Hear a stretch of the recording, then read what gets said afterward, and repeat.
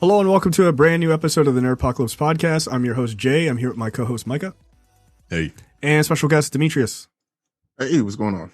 All right, guys, we're back. There is plenty to talk about this week, so we're going to jump right in. All right, checked out this week. If you go to the Coming Distractions podcast feed or youtube.com/the Nerdpocalypse, you can see our review of Cherry, starring Tom Holland, directed by Joe and Anthony Russo. If you want to find out whether Tom Holland continues his crusade to let you know that he's not a fucking kid, he's doing real ass movies, check out the review for Cherry. Next up, I started watching a series called The Nick. This is I think it's a Cinemax series that just came to HBO Max. It only has 2 seasons, but they're getting ready to do a third one as well. It's if you're not aware of the series, you should be. The Nick is short for the Knickerbocker Hotel. It's about doctors in the year 1900, starring Clive Owen. Demetrius, I think you would actually dig this because you're like into all the like sort of like those medical shows and shit. But this is a incredibly fucked up twist on that genre. One, it's like How so? Well, it's medicine in 1900, and so and they're surgeons, and so a lot of the surgeries are in those like big galleries and shit, and they're all like, how do we do this thing? I don't know. Why don't we try some shit? And people die all the time. Like they just do. And also Clive Owen is addicted to heroin. Or excuse me, cocaine. And like literally the opening scene, he's injecting cocaine in between his toes on the carriage ride to the hospital. Like, but he's like this genius kind of guy, right? Like he's a super clever surgeon. Do they have to, since it's 1900, do they have to deal with hysterical women in the way that they did back then? I know what you're talking about, and I'm sure it'll probably come up. But it's directed by Steven Soderbergh, which, like, if you're a fan of Steven Soderbergh's work, like this feels like his movies and everything else. It's starring Clive Owen. It's also co-starring Andre Holland. If you remember, Andre Holland is the dude who worked in the sort of like cafe or diner or whatever at the end of Moonlight. He's been in a number of things. He starred in High Flying Bird as well. So he's obviously a black guy, but he's a doctor in this time. And so like the show deals with like what it would be to be a black renowned surgeon in 1900 in New York. Like not good. Like, oh, it's less racist here. Yeah, less. There's still a lot. So it deals with that. It deals with like sexism of the time, but like those are all things that are like prevalent in the series. But Clive Owen's character and like the shit that he goes through as they're trying to like basically figure out all this medical shit is like super interesting. It draws you in immediately. So if you have HBO Max, I highly recommend The Nick. And if you're still thinking, maybe not, I don't know about this show, the 3rd season is going to be directed by Barry Jenkins. So starring Andre Holland as the lead at this point. So there you go. Can't recommend it enough. There is one other thing I saw before. I definitely want to hear from Micah about this next movie. I watched a couple episodes of How To with John Wilson on HBO Max.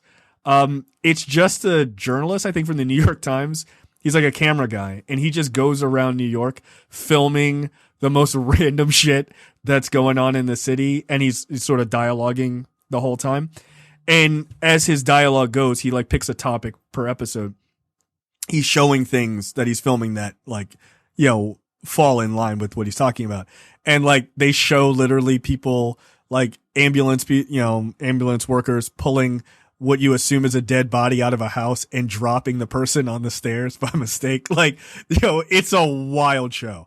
And it's funny and like kind of tragic in some ways, but it's also just like the comedy of life kind of thing. But How To with John Wilson is also very, very funny.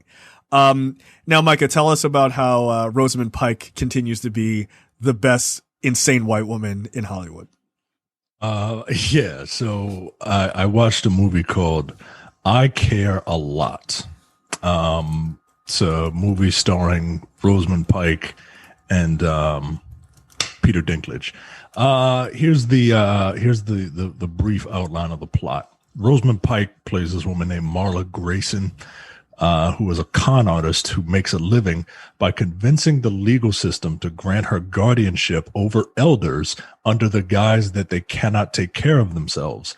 Marla then places the elders in an assisted living facility, cuts off all contact with the outside world, and sells their homes and all their assets for her own profit. Shit. Yeah, she's a real asshole. She is a 100% grade A first class asshole, and she's really good at it. One day she does it to the wrong woman, and that woman has certain connections which kind of get Rosamund Pike into a bunch of trouble. Now here's the thing: if you're one of those people that needs to have a good guy in your movie, or a person that you can relate to. I mean, I guess you kind of could relate to Marla, but if you did, you're an asshole. Yeah. So if you need one of those people to relate to enjoy a movie, you ain't gonna enjoy this movie. This movie is filled with nothing but scumbags, con artists, gangsters, and just deplorable human beings. Every single person. I'm all in for this movie. I love it, yo. I love it. It's such a fun time, man. Is this a dark comedy? Yeah, it's hilarious. Like, I don't know if it was supposed to be, but I thought it was funny. It's billed as a dark comedy. Okay. And yeah, man, it's pretty damn good. I don't want to say too much because then that kind of gets into the plot. Right. But Peter Dinklage plays a gangster in this movie. 100% believable. Like, all right. And I love how people just treat Peter Dinklage as just like a regular ass dude, right? Because like, let's be real, Peter Dinklage is a little person, right? Right. Yeah, he's under 5'5". So we're gonna and I don't know if I wouldn't know anything about that. Look at this motherfucker. Look at me, literally and figuratively looking down on others. Yeah. Look, this is a really fun movie, and I highly recommend it. Yeah, this looked. I thought the trailer for this looked great. So yeah, I'm all in for this. I was bummed, like, because when I messaged you last weekend, I was like, "Oh, you should check out the Nick." You're like, "Yeah, I'm watching that Caroline." I was like, "Fuck, I forgot that came on," because I would have watched that first. Yeah, that looked really good. So, all right, it's on my list to check out. All right. let me. You have something to add? Quick. I saw. Yeah, I saw Judas and the Black Messiah. Oh yeah. Mm-hmm. I saw that. I was angry. Yeah, that seems right. I was motivated, and yeah, I listened to the to Black on Black Cinema, and I heard you all. Yeah, I would probably be about that life. You think so? Back then, yeah. Yeah. I got too many people in my family who were Prince Hall Masons, and they were on the front lines. Like, my granddaddy was down there, so I would probably be down there with him. Yeah, that's fair. That, and then I took a break from One Piece to watch that. So I'm like I told you before offline, I am 61 episodes away from catching up, from starting from episode 1, and I started, I think, in mid-August of 2000, right? Of 2002. I mean, no, not 2002. 2020. No, you had it right the first time. Get the fuck out of here. Oh, yeah, serious. So yeah, 962 episodes. I'm almost there. The second you get to like the one before the end, they're gonna be like, "We just released 400 new episodes. Good luck." There is no end. No, they've been doing week to week. So still, yeah, like it's a current anime that is still on people's queues. So like I put Fire Force on hold, Attack on Titan, Kaisen is on hold. I still got to get back to JoJo. Yeah, everything has to go on hold. There's 4 million episodes. What the fuck else are you gonna do? Man. That's crazy. You tackle the big bill first, then you take care of the little bills. There you go. What else? What else you gonna do? All right, so let's talk about how spectacularly we were wrong about WandaVision with episode 7. Hey, that's part of the fun. That's all right. We're gonna get your ass on the record today, because tomorrow, whatever you say gonna be super wrong. This is just the way it works, and I'm okay with that. Right. I did. Mike and I, like offline, we were sharing video by Movie Bob, and he had like a really interesting series of theories about where the series could still go, which I thought were like Werewolf by Night. Like there's a bunch of things that could still happen. It's just characters that sort of tie into the characters that we know, which is interesting. Look, I mean, obviously Agatha being revealed as, you know, being the person who's behind all of this stuff. One, that song was awesome. But being behind a lot of this stuff was pretty great. It was a good reveal. It's earned, considering that we all knew there was something with her, like something up with her since the jump. To me, this is a much better explanation, and we still have 2 episodes, so there could be more. I think there is more. But it's a much better explanation than throwing in a random person and being like Mephisto, because she's been there since the beginning. It makes a lot more sense. So if it's this particular story, better. Now that's not to say, you know, all the Mephisto gate and all that. Like that's not to say gate. That's not to say that Mephisto won't be introduced, right? Like it's, and I'm saying it's not. So I can't wait to see him tomorrow. Yeah, he gonna show up 2 minutes in. Fuck you, dude. God damn it. All right. But no, I'm glad that this story is telling the story it needs to tell, and not, you know, some shows. And I don't think that's the case with this. I think this was already in the can.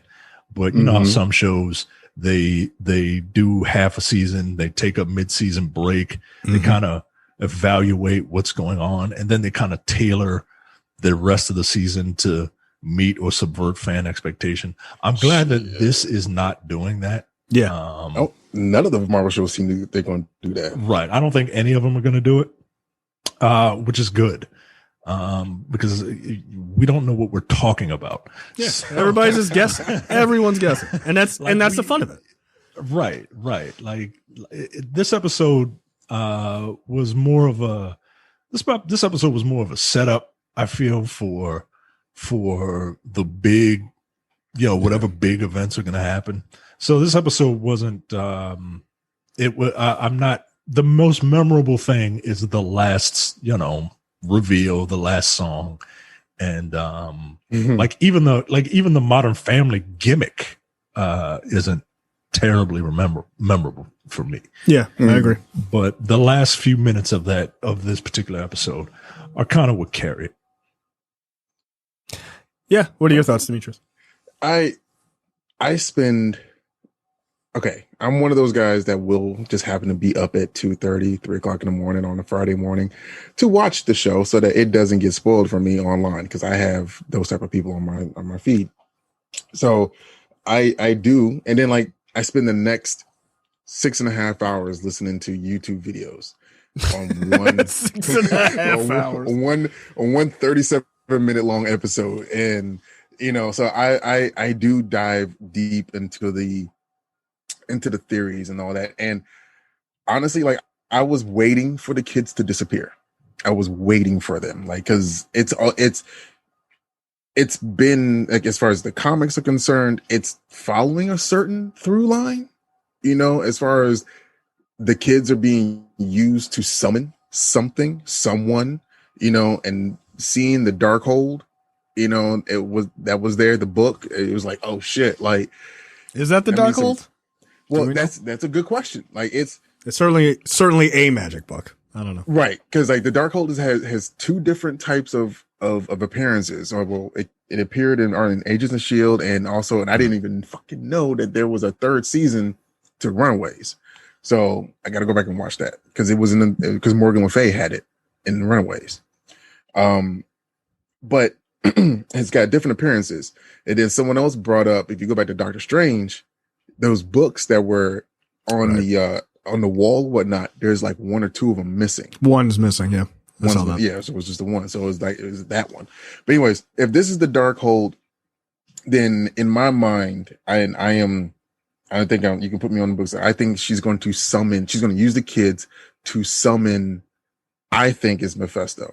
It doesn't make sense for her to summon her son, Nicholas Scratch, who is a prominent figure within the comics as well, because one, you got a fake ass Quicksilver that could very well be Nicholas Scratch, just in a different form. And then you have that damn bunny that could be her familiar, which in this iteration could be her son, just needs to be transmorgified or whatever you want to call it. So yeah, I think that's what's going to happen. I think over the next 2 episodes of the next hour and 40 minutes, we're going to see like the introduction of Mephisto, and then he's just going to start fucking with shit and have Spider-Man have no way come home. All right, we'll see. Good. I'm glad I have you on the record. So I don't want to hear no bullshit. Like, I don't want to hear no backpedaling. Nah, I don't do that. Yeah, I don't know. The bad thing is that Demetrius is going to be insufferable if he's right. Mephisto shows up. He's gonna come on. Yeah, he's gonna come on with a Mephisto jacket, like a sweatshirt that he finds on I don't know, Etsy or whatever. Like, Etsy. Yes, somebody's got to be making one. Yeah, I don't know. I mean, I'm pretty intrigued with the idea of Monica getting powers. Like, that's dope. I thought that was a really cool scene of her, like, sort of going through the anomaly and like the multiple versions of her and shit like that. That was cool. Yeah, that was really good for Spectrum. That was cool. Yeah, I'm here for that. I like that idea. I think we have at least 2 major cameos in this series left. I think whoever her contact is still out there. People were like mad because the person with the tank they thought that was the contact. She never said it was. Also, she referred to it as a guy. So I don't think that's the contact. I also don't think it's Reed Richards, incidentally. It's not Reed Richards, Joe. It's not. It's not. No, it's Sue Storm. Obviously. That is the hill I am willing to die. It is Reed Richards. People are going to legitimately be mad that it's not Reed Richards. It's something they just made up out of whole cloth. I'm just like, yo, there's no indication it's Reed at all. Just because, like, he's a scientist. They're like, no, but it has to be him. Like, Eric Selvig was a scientist. Like, it could be him. It has to be Reed Richards, and it has to be John Krasinski. Right. Like, why? Why do these 2 things have to exist? So, yeah, I don't think it's Reed. It might be John Krasinski. I hope it is John Krasinski playing a different character just to piss people off. He comes out, oh, it's Reed. By the way, my name is not Reed. I just want to point that out. Not Reed. On that point, there's a video out there that there's a huge reach where there's a guy off to the left, and he happens to have the same build as John Krasinski, but you can't see his face all too well. And they're saying it's got to be him. He's just been there the entire time. They're just waiting for the big movie to reveal that he was there, type shit. Yo, that's so dumb, yo. That's so stupid. That's the Mr. Fantastic reach that they're yeah, okay, like, come on. Somebody posted an article from I don't even want to give that website any credit. Somebody posted an article saying that they thought that Firestorm was in it. Yeah. Because someone looked like they were dressed up like Firestorm. Yeah, it was like someone at a circus. From DC. Come on, yo. Yo, it was like, it shit didn't make any sense. I'm like, all right, guys, come on. Oh, not Firestorm, Firestar. Firestar, yeah. Oh. Not Firestorm, Firestar. But they were like, yeah, no, that's definitely, that was like, no, that's definitely not it. I get it. You're excited. Just calm down. So I think it was cool to see Monica sort of coming into her all. I thought that was dope. it's a nice leadway because then we don't have to wait for her to get powers in Captain Marvel 2. She'll already have them, which is kind of cool. My guess, so there's been many speculations as to, who could be coming. Obviously Reed Richards. But the contact, I think, is one person, and whoever they're saying is this like Luke Skywalker level cameo. I mean, initially I thought it was Doctor Strange because that just makes sense, right? Like, because this is supposed to go into his movie. It could be him, but if you're trying to do something that's really unexpected, Cam was saying that, and I think this is not a bad idea. It could be Captain Marvel. Like, for whatever reason, she shows up. That would be a Luke Skywalker level, like surprise. It could be, I don't know, it could be Hulk. Who the fuck knows? But it'll be interesting to see what they do. I don't think that Agatha is, I don't want to say that Agatha isn't incredibly powerful, but I don't think that Agatha has as much control over Wanda as she thinks she does. And I think they're leading us to believe that she is like controlling everything. I don't think so. But I do think there's going to be a throwdown between the two of them, and possibly Monica joining alongside Wanda to take on Agatha, which would be kind of dope.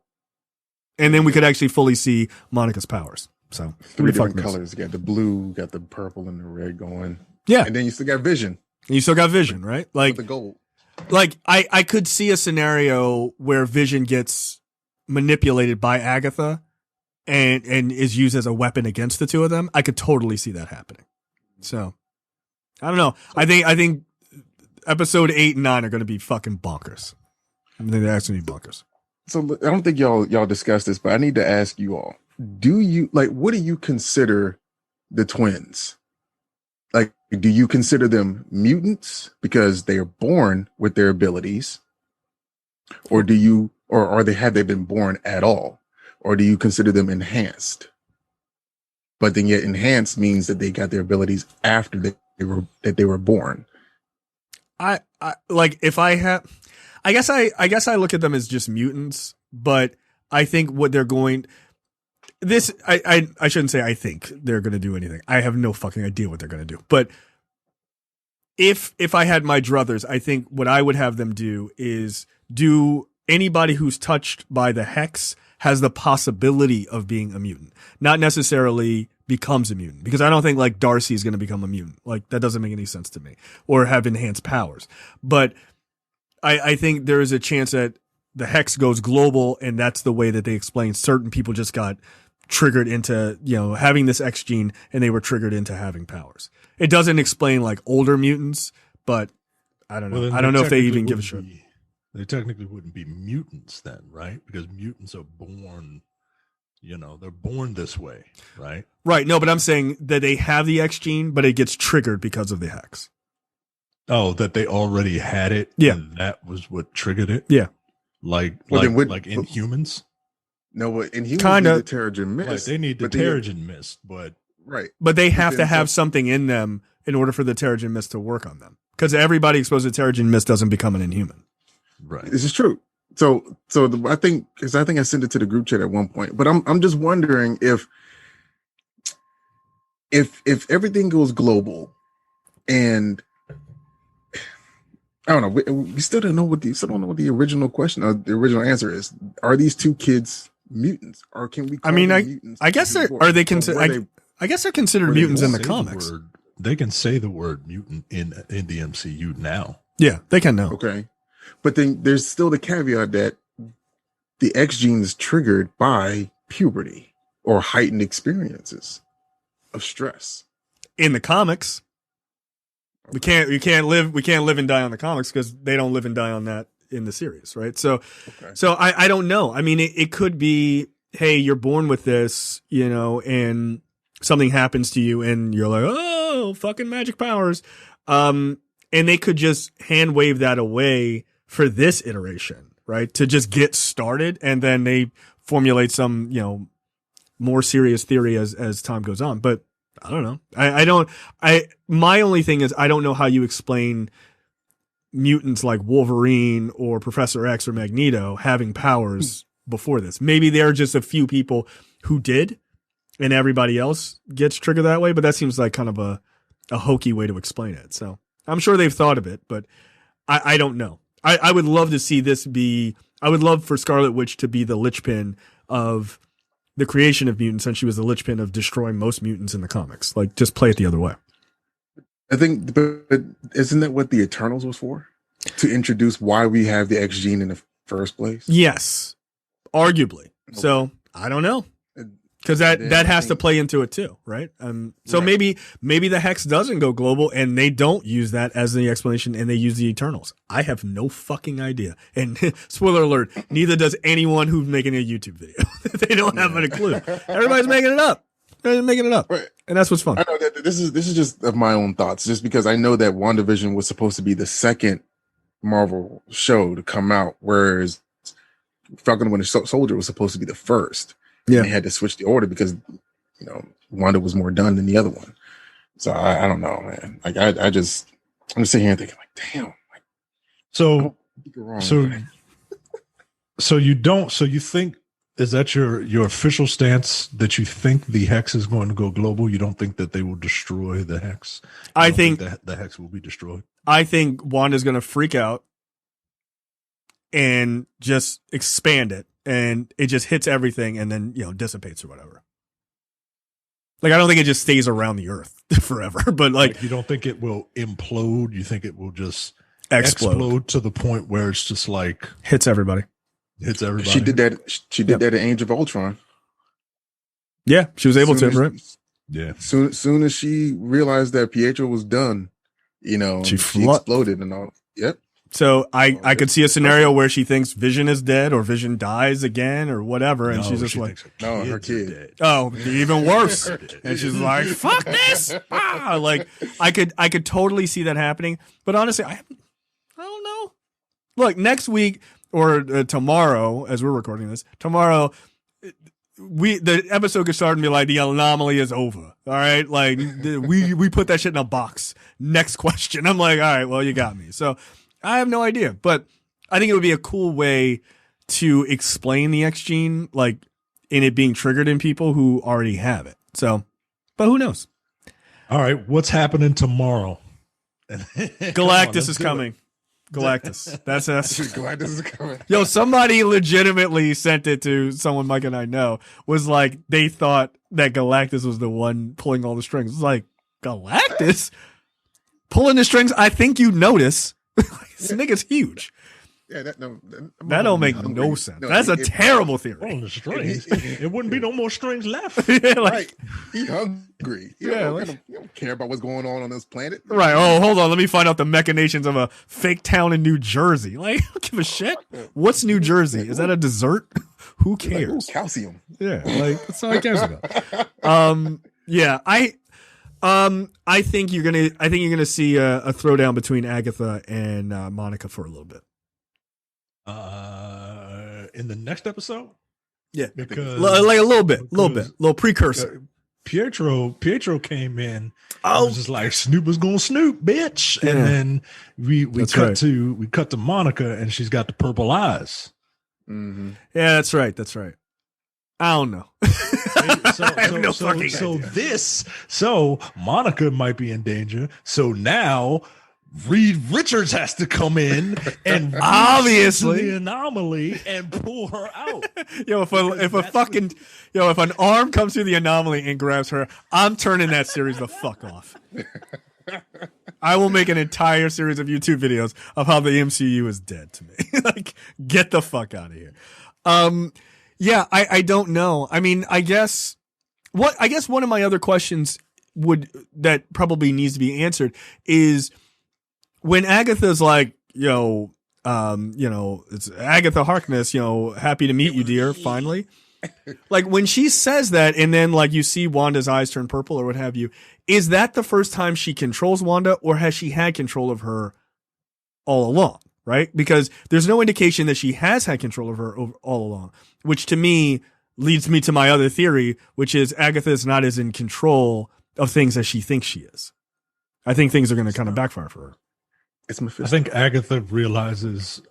I think Obviously. Agatha realized, oh, we're in some sort of weird thing, and I can kind of manipulate things from behind the scenes.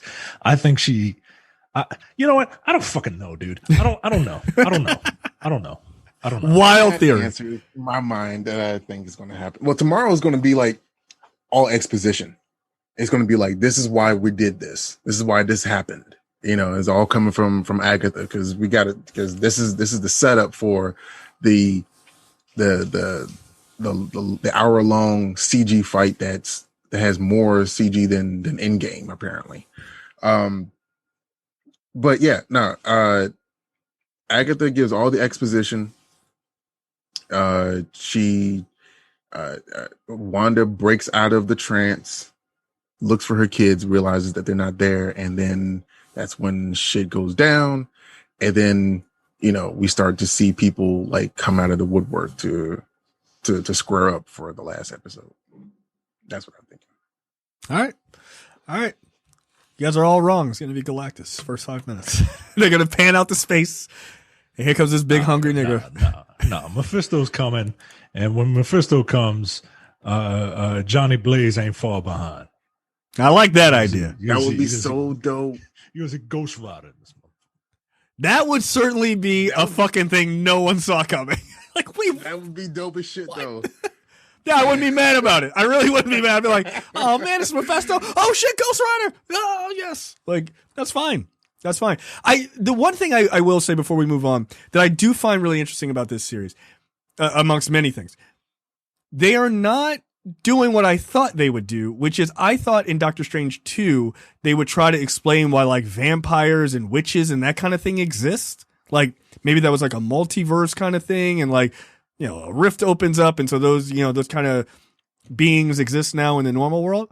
No, Agatha's a witch, which tells me that any of those kind of things, if general witchcraft exists, then it's not crazy that you know werewolves and fucking vampires and shit can exist. So you don't have to do a riff or a tear in the universe to explain like Blade or you know any of that shit. So that's kind of dope. Like it's just there, which is kind of cool. So I was not expecting that. They kind of did that with Thor. Like they let you know that they're gods, or they might be aliens, but they're gonna be considered gods because of what they are. Like, like okay, oh shit. And then you know Nick Fury was like, we had to start doing what we had to do with these weapons because this nigga here showed up. So I mean, yeah. So yeah, but I like that. I like that they're kind of just hand waving that away of like the universe just exists as it is because that's how the comics are, right? They're not going to different worlds to explain vampires. They just exist. So, all right, cool, great. I have no idea what's gonna happen, and I'm super excited about it. It's supposed to be 42 episodes. I mean, I'm sorry. Say what? Elsa Bloodstone's going to show up. Oh. There you go. Fuck off. There's a hill I'm dying on. Is it alone by I think yourself? It's like 42 minutes tomorrow. That's the talk. Yeah, that's the talk. 42, 47 minutes or something. I hope so. That's great. I feel like I'm going to have to wake up early before I have to start work to watch it. All right. So science and tech this week. Scientists begin building a highly accurate digital twin of our planet. This is pretty interesting.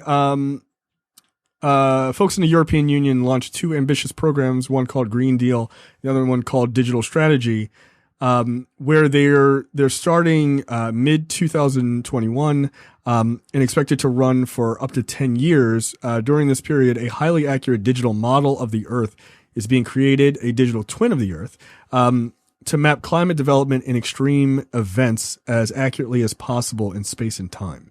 Observational data will be continuously incorporated into the digital twin in order to make a digital Earth model more accurate for monitoring the evolution and predict possible future trajectories. So, like, I mean, it is what it sounds like it is, right? Like they're building this digital model so that they can see basically what climate change is going to do. And like the article goes on to say, like, if somebody's building a giant seawall somewhere, they're like, all right, let's see if in 2050, according to this model, will that thing even be worth a damn? And so, like, you might need to build it 7 feet higher, or you might need to build it, 2 feet lower or whatever. So Yeah, it's kind of dope. But I'm sure they're getting ready to spend an insane amount of money on this. But I mean, it might be a way to actually like predict weather patterns and shit like that too in the future, which is kind of slick. So, yeah. Apparently, people in ETH Zurich computers are pretty smart. So I thought that was cool. So they're basically blueprinting Earth 2. Is that what you're saying? I mean, I guess arguably it's more. I mean, it's more about just trying to precog this shit before we all die. Like, well, it's gonna happen in, according to the model, 3 minutes. We should probably run. So, yeah, I don't know. That seems helpful. It'll be interesting to see how far they get in 10 years. Because, like, there's so many things that happen in the Earth that, like, we don't know about, in order to, to create that model. Like, even things that we do, the scientists won't necessarily be made aware of them. So it's kind of interesting. You're kind of playing blind to try to predict the future, which is interesting.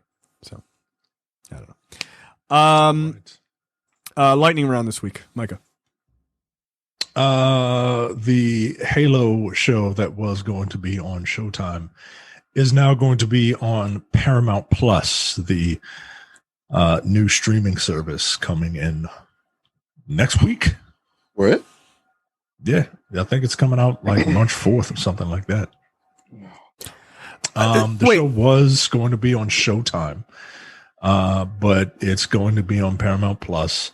It's based off of the Halo video game. Obviously. Oh, I thought this was a religious thing. Sorry. Go ahead. produced by Showtime in partnership with 343 Industries and Amblin Entertainment.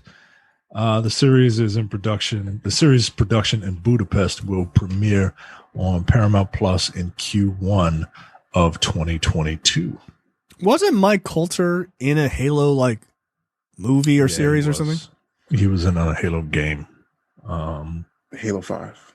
Yeah. I thought. Yeah. Oh, that wasn't like a series or something. No, he was in Halo 5. Oh, in the actual game. Oh, interesting. Yeah. Yeah. Me neither. I did not like Halo 5. Yeah. I blame him. Yeah. I blame Mike Coulter. He's the worst. No reason.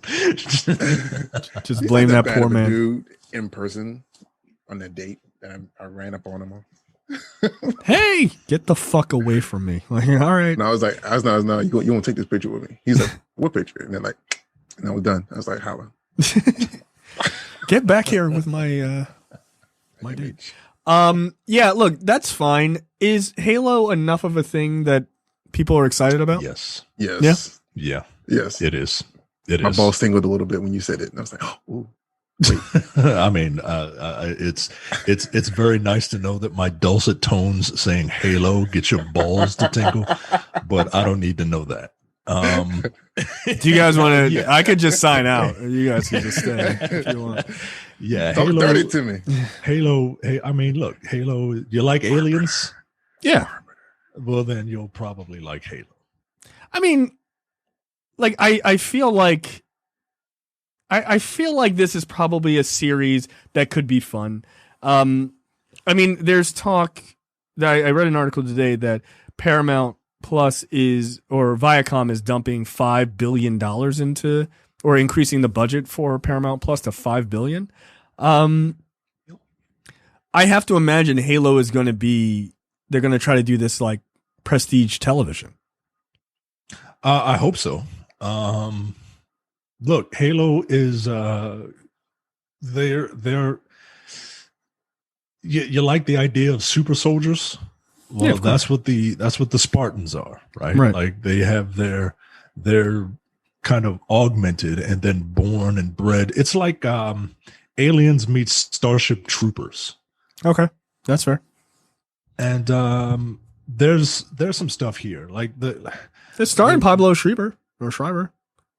I like that guy. Who's he gonna be though? He's starring it, so I guess is he? I mean, he could be. He could probably be Master Chief. He's built like him. And I read The Fall of Reach a long time ago. Wow, you read a Halo book? So did the I. the Fall of Reach was actually a really good book. Is it really?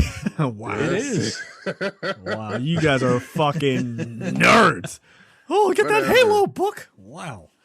All right. But there's like several Halo books. Like that's like a pretty popular series, I think. Right? Yeah, it's Halo has a tremendous amount of lore. And Wow.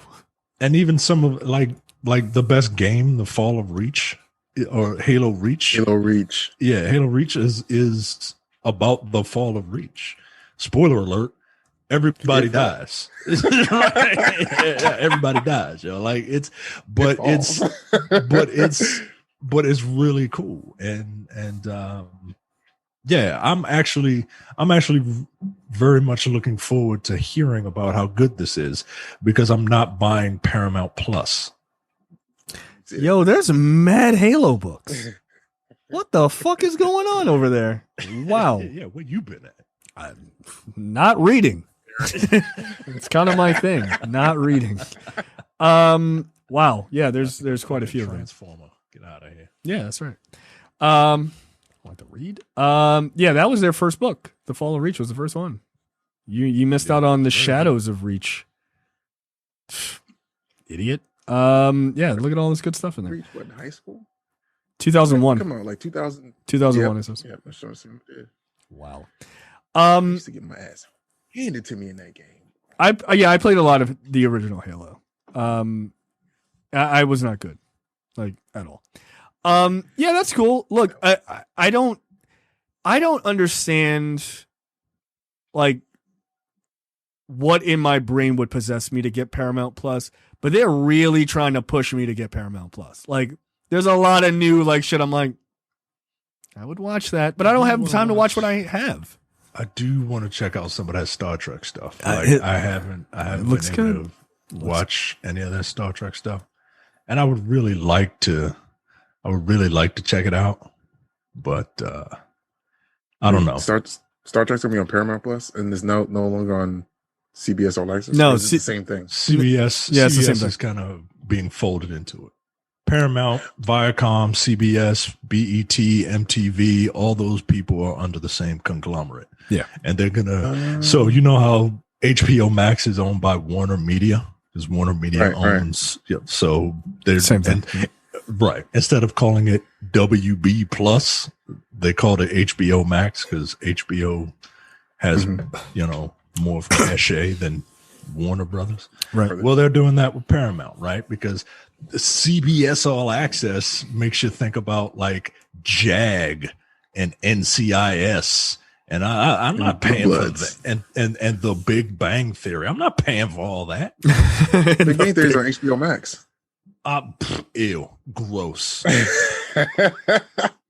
But you think about Paramount, right? You think about Steven Spielberg. You think about like movies and shit. So and Halo. So if that's the case, if you've already got CBS All Access, that means you already got Paramount Plus, right? Yep, I think so. Probably, yeah. They're just gonna fold. They're gonna give you instructions to roll your account over, or then I got it then because my parents got CBS All Access. Well, there you go. There you go. I need to convince somebody I know to buy CBS All Access.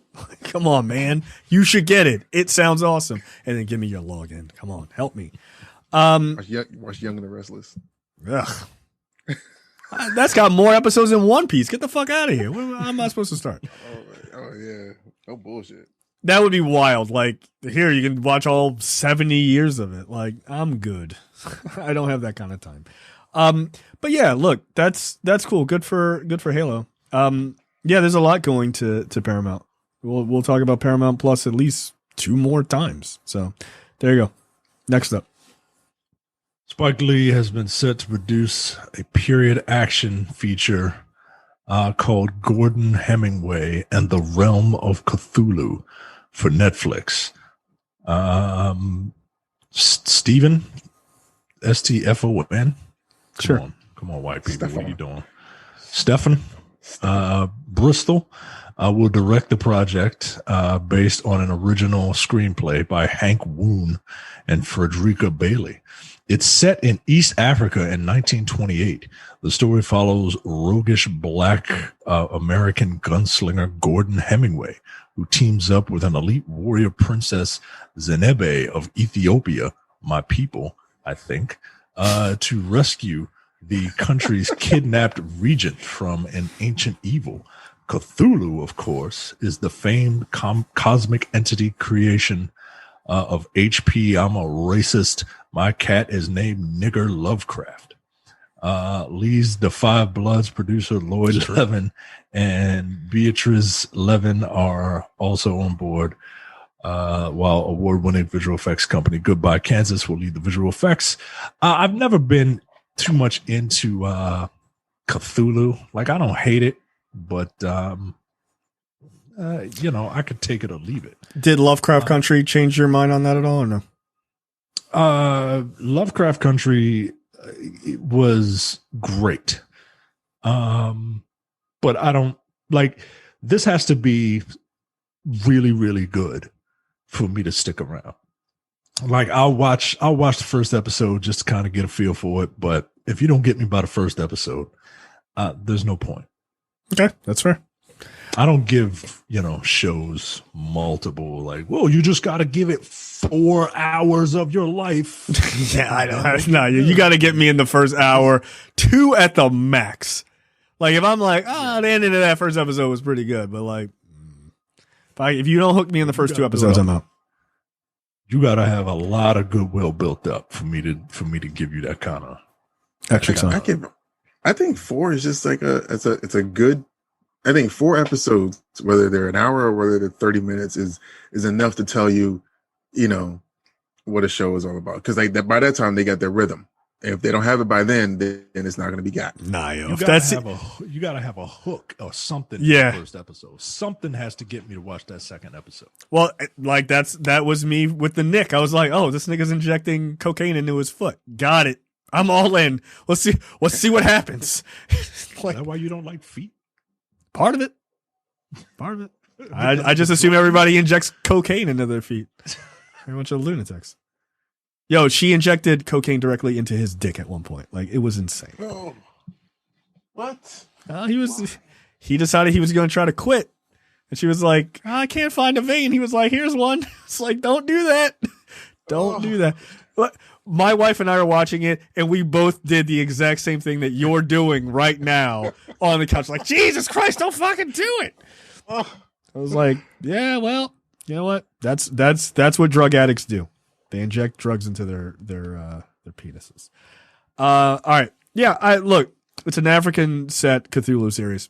I'll check it out. Does that it sounds decent to you? It sounds interesting. It sounds interesting. About it that sounds interesting to me is the African setting, the black gunslinger, helping the Princess Munda, whatever the hell her name is.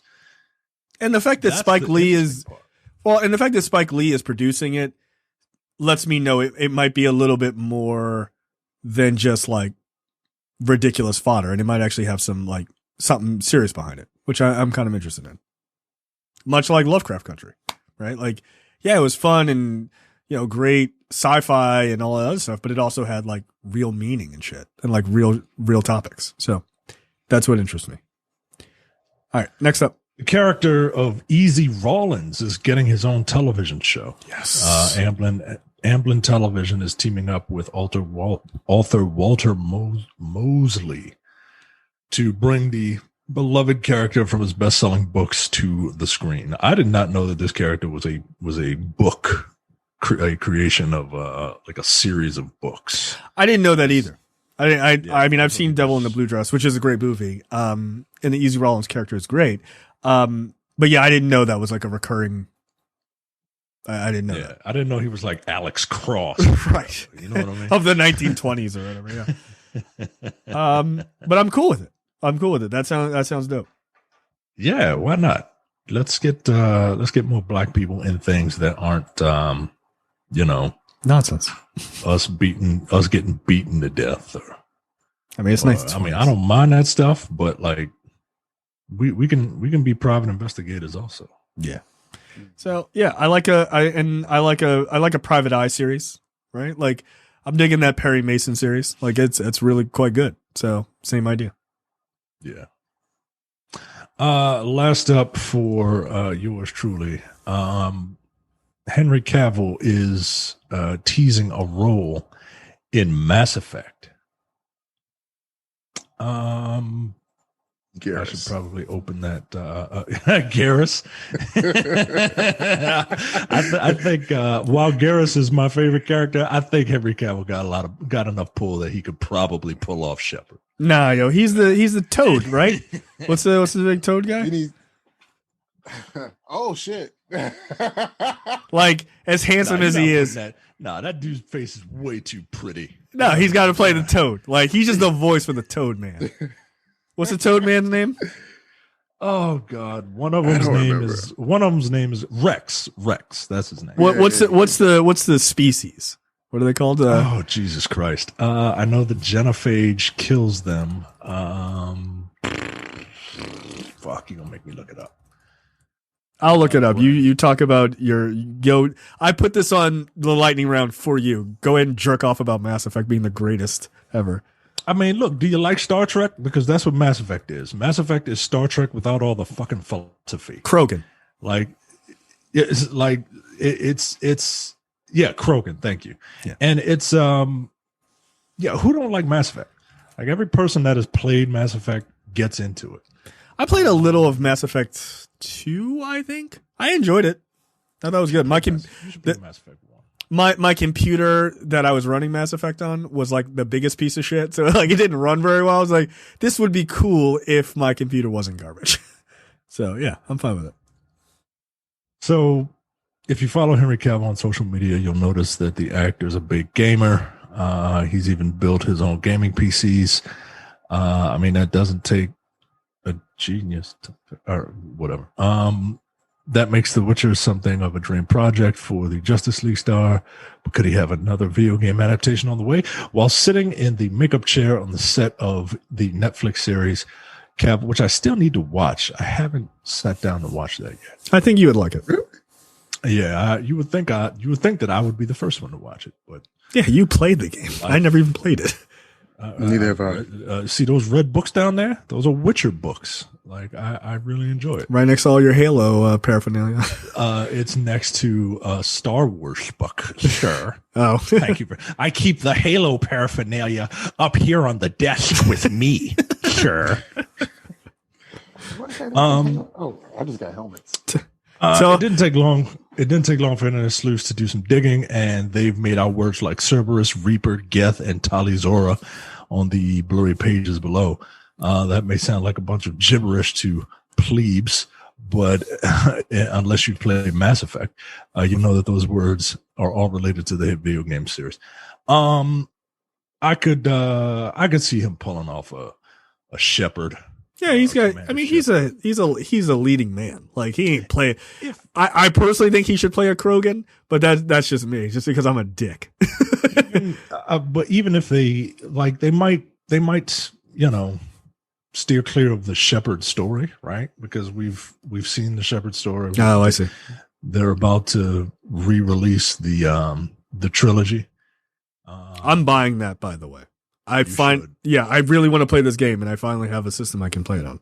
You should, and look, everyone loves Mass Effect 2. I love Mass Effect 2 also, but don't sleep on Mass Effect 1. Mass Effect 1 is what got you to the dance, and it's a better told story, in my opinion. It's the resources. That's the only thing that kills Mass Effect 1 for me. Yeah, it's all the nonsense that you have to do. It's all the nonsense and the BS that you have to do in order to progress. But the story is a better told story. While Mass Effect 2 has a story that's very, very entertaining, but has it's I don't know. I appreciate Mass Effect 1, whereas most people don't. And I think they really should. Did you not like, or were you okay with Mass Effect 3? Because I know that was like a big blow up. We got all pissed. I'm fine with Mass Effect 3. I don't know what people wanted, to be perfectly honest with you. I think people would honestly, I think people were just mad that it was over. Like how everyone was pissed when at the Seinfeld finale. Right. Like, I think half of that is just because people were like, oh, wow, it's over. And whatever was in their heads couldn't match up to what was put on paper. But you got to think of stuff like it's the journey, man. Right. Like, I won't spoil it for you because I think you should play all 3 of those games. But you develop like really good relationships with characters, and some of them don't make it at the end of 3. Some of them don't make it at the end of 2 if you don't, play your cards right. But if there's a character that everybody loved in Mass Effect 2, and he could die in Mass Effect 3, and yeah, man. I think people were just disappointed that it was ending. So okay, fair enough. All right, movie and TV news this week. But so you're all in for like a series or a movie franchise? Oh, yeah, absolutely. Yeah. Okay. And you're okay with him being the lead? Yeah. Especially if he's playing like Shepard. Shepard is a cool character, but that world has so much to it that he could play anyone, and as long as he is a proper vessel for the audience to put themselves in to explore this world, I'm fine with it. You could literally put anybody in that role. I always felt like Mass Effect works really well, like just as an outsider, just looking in. It always felt like it worked really well as sort of a really action heavy version of Farscape. Right? Like Farscape was all about this team, like one sort of humanoid or one or two like humans, and then all these other like wackadoodle aliens, like hanging out together and, going on adventures. But like taking that and like looking back at Farscape, actually it's in my list to rewatch, but like looking back at that and then looking how good the makeup looked even back then, which is impressive. Imagining what they could do now with something like a Krogan and all those other things. Like I've seen cosplay of Krogans that look incredible. So you could pull it off, right? With like with a good budget. And then just make it an actioner. Yeah. I'm okay with that. Like that sounds awesome. And just like a kind of a Star Trek, like they fly around the universe going on adventures and they have like one major through line story. Yeah. Okay. That's fine. Yeah, that's all it is. They go around different planets. They have to stop the Terminators from coming in and annihilating existence. Like, and these things called the Reapers, they're like Terminators crossed with Sentinels from the Matrix, right? And look, I can talk about Mass Effect all day. We gotta move on. All right, cool. I'm in. I like Henry Cavill. Every time he gets a new project, I'm like, you're never getting back to Superman, are you? Like, this is not going to happen. No bullshit. I want Man of Steel too. Yeah. He's like, I don't know, man. These checks keep coming. So, fuck it. Movie and TV news this week. Some big sequels headed to Paramount Plus after a short theater run. So it's being reported that after a 45-day run in theaters, Mission Impossible 7, A Quiet Place 2, and more movies are all headed to Paramount Plus. Fuck. Yeah, I know. This is what I'm saying. I like Mission Impossible. So yeah, Mission Impossible 7, A Quiet Place 2, the Paw Patrol movie, if anybody cares about that, amongst others, are all going to be there. Yeah, look, I mean, this is bound to happen at a certain point. Like, these companies can't hold out with all these big movies, not getting them at least in front of the faces of people. I will say this: Paramount Plus has the only option of all of these big streamers to use this to really get a lot of new people, because everyone else has all of the other ones, and CBS All Access just didn't take off in a major way as they thought it would. So they have a lot of space to grow. So something like a Mission Impossible 7 could get a lot of people there, at least temporarily. So what's going to happen when... You look so stressed.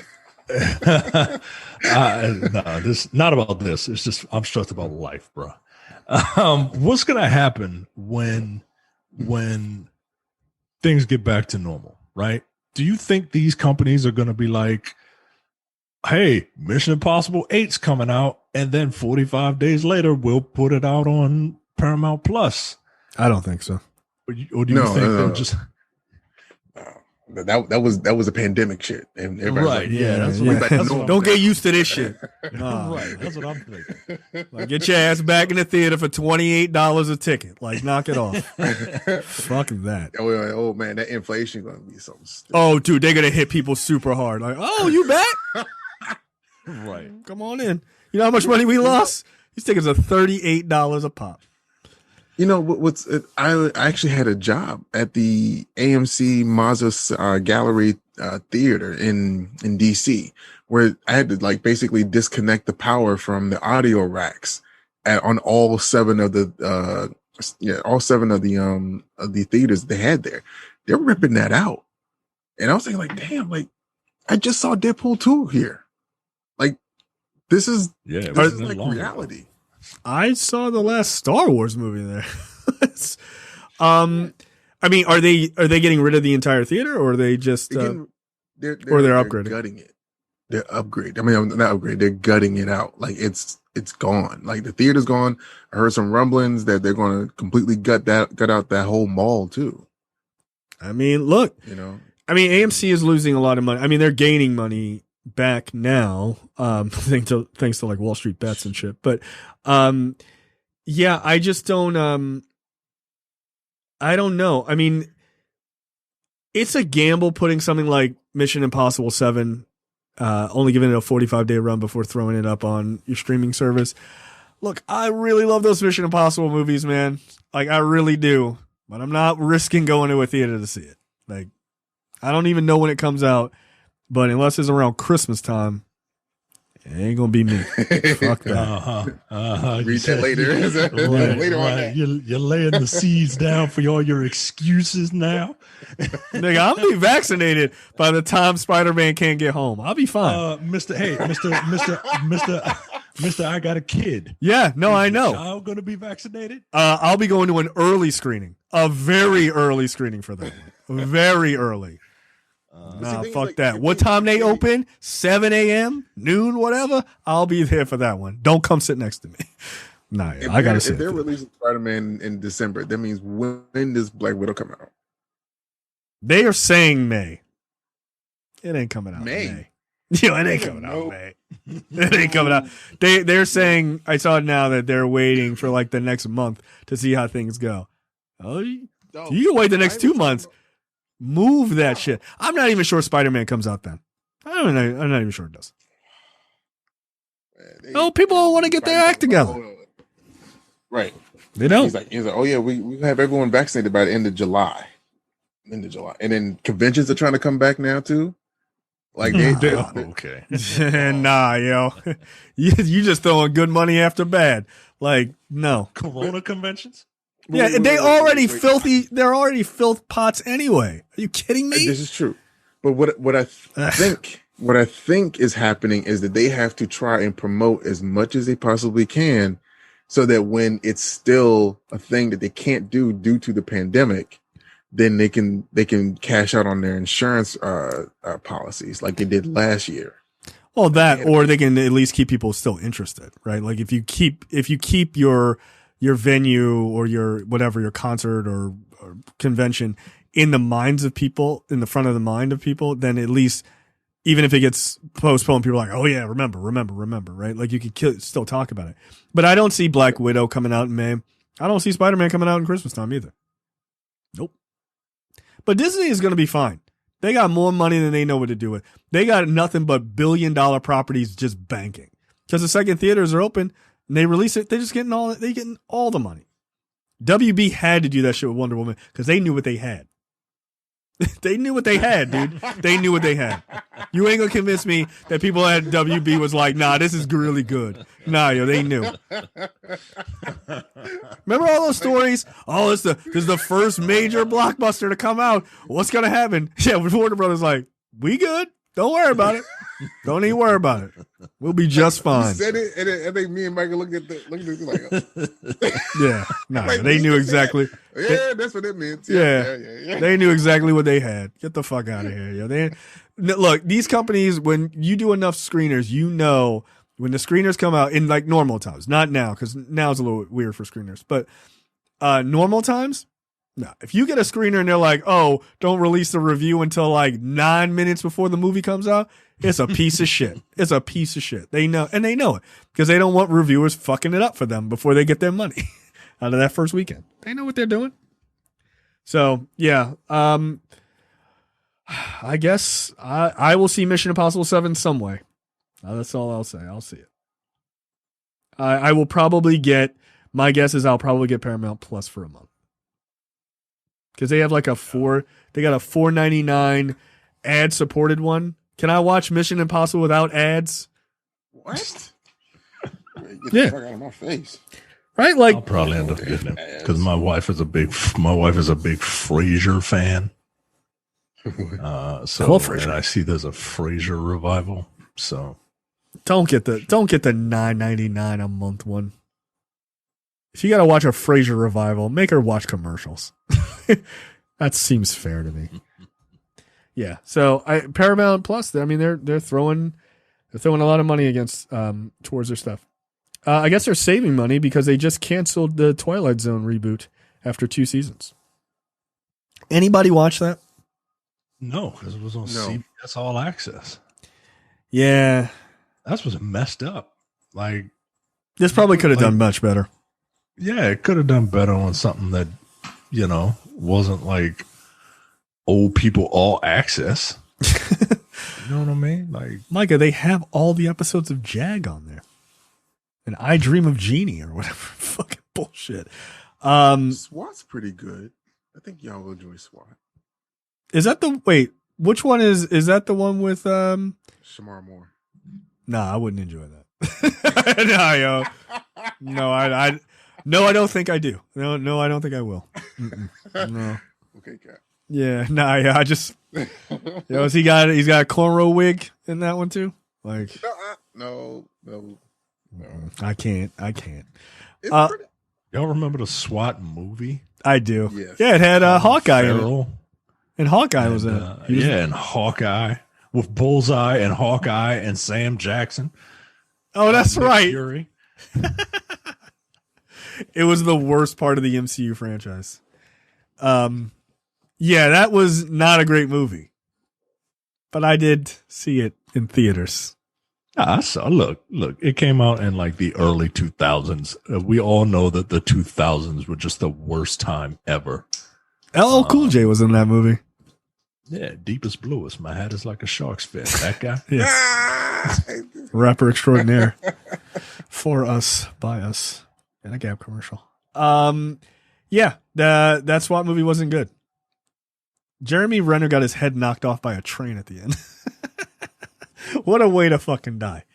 Yeah, it wasn't good. Next up, Avatar: The Last Airbender franchise expanding with new animated movie and a dedicated studio. Nickelodeon has announced the launch of a new division dedicated to creating new series and movies based in the world of Avatar: The Last Airbender and The Legend of Korra. The division will be called Avatar Studios and will be led by original creators and executive producers Michael DiMartino and Brian Shore. Avatar Studios work will debut on Paramount Plus, Nickelodeon platforms, and unspecified third-party platforms as well as in cinemas. So the first thing they're doing is an animated theatrical film. That's interesting. I hear Legend of Korra is really good. I never watched the Last Airbender cartoon either. Both of them are supposed to be very good. Yeah, I assume you've seen both of these, Demetrius. I have. Yes, I had to actually, because I didn't when all of this was coming out. I was becoming an adult, so I was not like paying attention to the cartoons on that level on Nickelodeon. And then when I did have the chance to watch Legend of Korra or whatnot, I had Comcast, and they didn't have Nickelodeon part of that package or something or other, so I didn't watch it. So yes, this past summer when everything was coming out on Netflix, I watched everything. I'm like, oh, this was really adult. Legend of Korra was really difficult as far as like the exploration of one's space in the universe or place in the universe. Yeah, I hear Legend of Korra kind of like takes it up a notch. That's man. what everybody says. Oh yeah, but see, they're gonna go and they're gonna start. People want Kyoshi.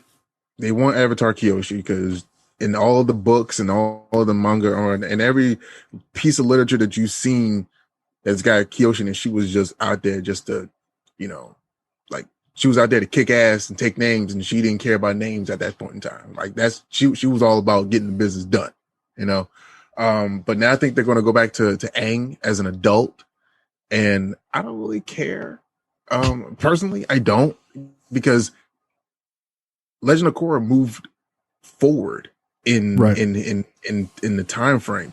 So I'm curious as to what a 1980s, 1990s Avatar would look like. Honestly, like I thought that would be kind of dope just to see modern times type shit. And then are they even required? Because that was the biggest question that Korra had. Am I even needed in this time period? Oh, interesting. All right. Well, I guess I'm a little curious as to what happened with that live action series that they were supposed to be working on. Like Netflix was supposed to be working on. So I guess maybe they were because things fell through with the creators. Oh, they did left. The creators of the shit, and that's why this whole thing came up.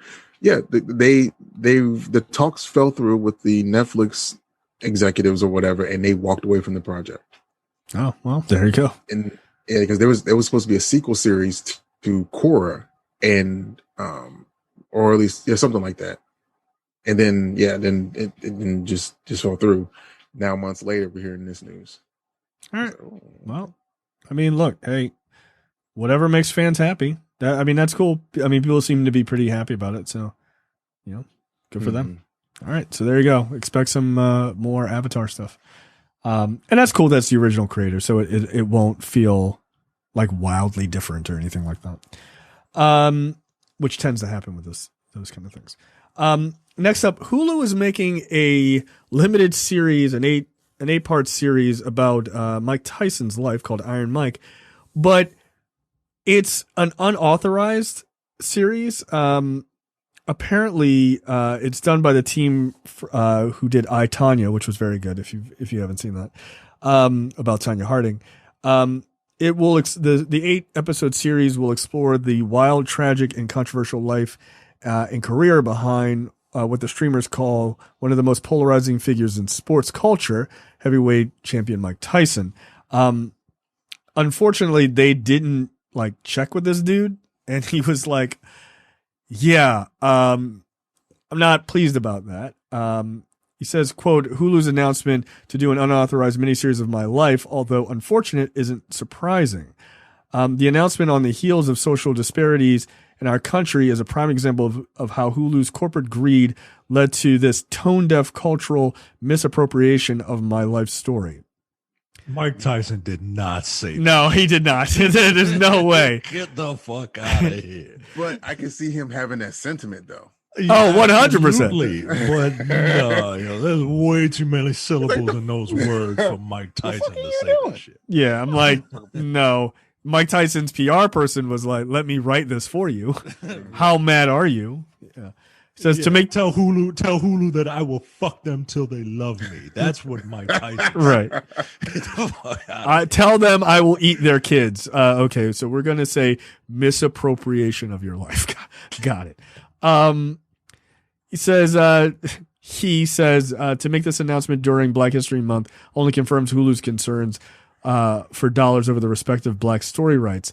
Hollywood needs to be more sensitive to Black experiences, especially after all that has transpired in 2020. My authorized story is in development and will be announced in the coming days. Yeah, he didn't say a single word of any of that. But that's fine. I mean, look, I think he has a right to be pissed.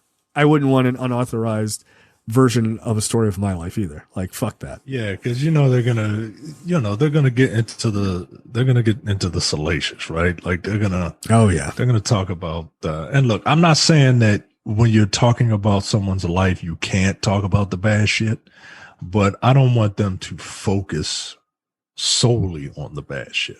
Man. Please bring the bad. You can bring all the bad shit up, all that rape shit. You can bring it up. Just be fair. Yeah, you got to be fair. Yeah, just be fair. And I don't know if they're going to be fair. They're not going to be fair because being fair is not entertaining. But see, at the same time, if he'll sue, he'll find some way to sue because like it's gonna come up to be like defamation and honestly, seeing how he reacts to people talking about shit that he did when he was like, not. Man, I wouldn't want to be nowhere near that. Nah, Mike Tyson ain't approving this. Nah, we do something else. Fucking Tyson. Nah, I'm doing the Eye of Vanda. Like, let's do something a little bit more calm. Like, get out of here. The fuck wants to piss off Mike Tyson ever? No, I met him, yo. Look, I was a part of a panel interview type of thing with Mike Tyson for like Mike Tyson's stories or whatever. Mike Tyson's mysteries, right? He came in with an entourage of like 5 or 6 dudes who were bigger than him. They were not there to protect him from us. They were there to protect us from him. Like, no, yo, if he got pissed, he would fuck every nerd up in that room. Are you kidding me? He would pick me up and use me as a battering ram to beat a smaller nerd. Get out of here. He's a really nice guy though. Like, really, like, soft spoken, kind of like really humble guy. I'm like, yeah, that's great. Please don't. Those be the main ones, yo. He was still, and it's like he wasn't even back in shape like he is now, and he was still terrifying. I was like, nah, yo, fuck that. Pissing Mike Tyson off. So since you let me ask you, since you saw the man, was it the legend that preceded him that made you feel like this man was a threat, or did he have like that conqueror's hockey? Like he just had like that. He's a nigga with a tattoo on his face. That's it. Anybody who walks around with that tattoo has a whole different perspective on life, They just like, you're not meeting anybody with a tattoo this big and just being like, yeah, no, this guy is completely a reasonable person you can talk to if shit goes down. No.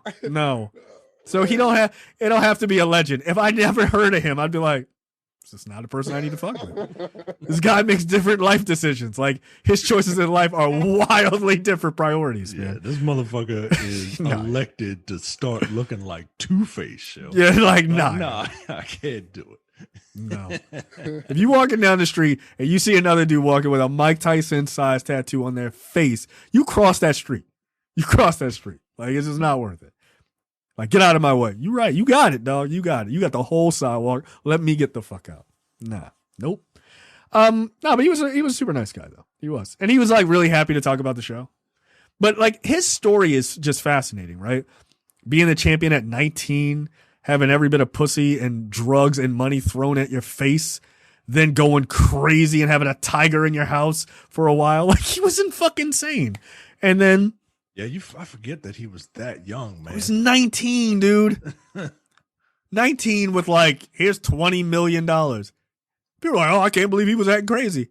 Yo, can you imagine what you would do with $20 million and everyone talking about you the greatest shit ever?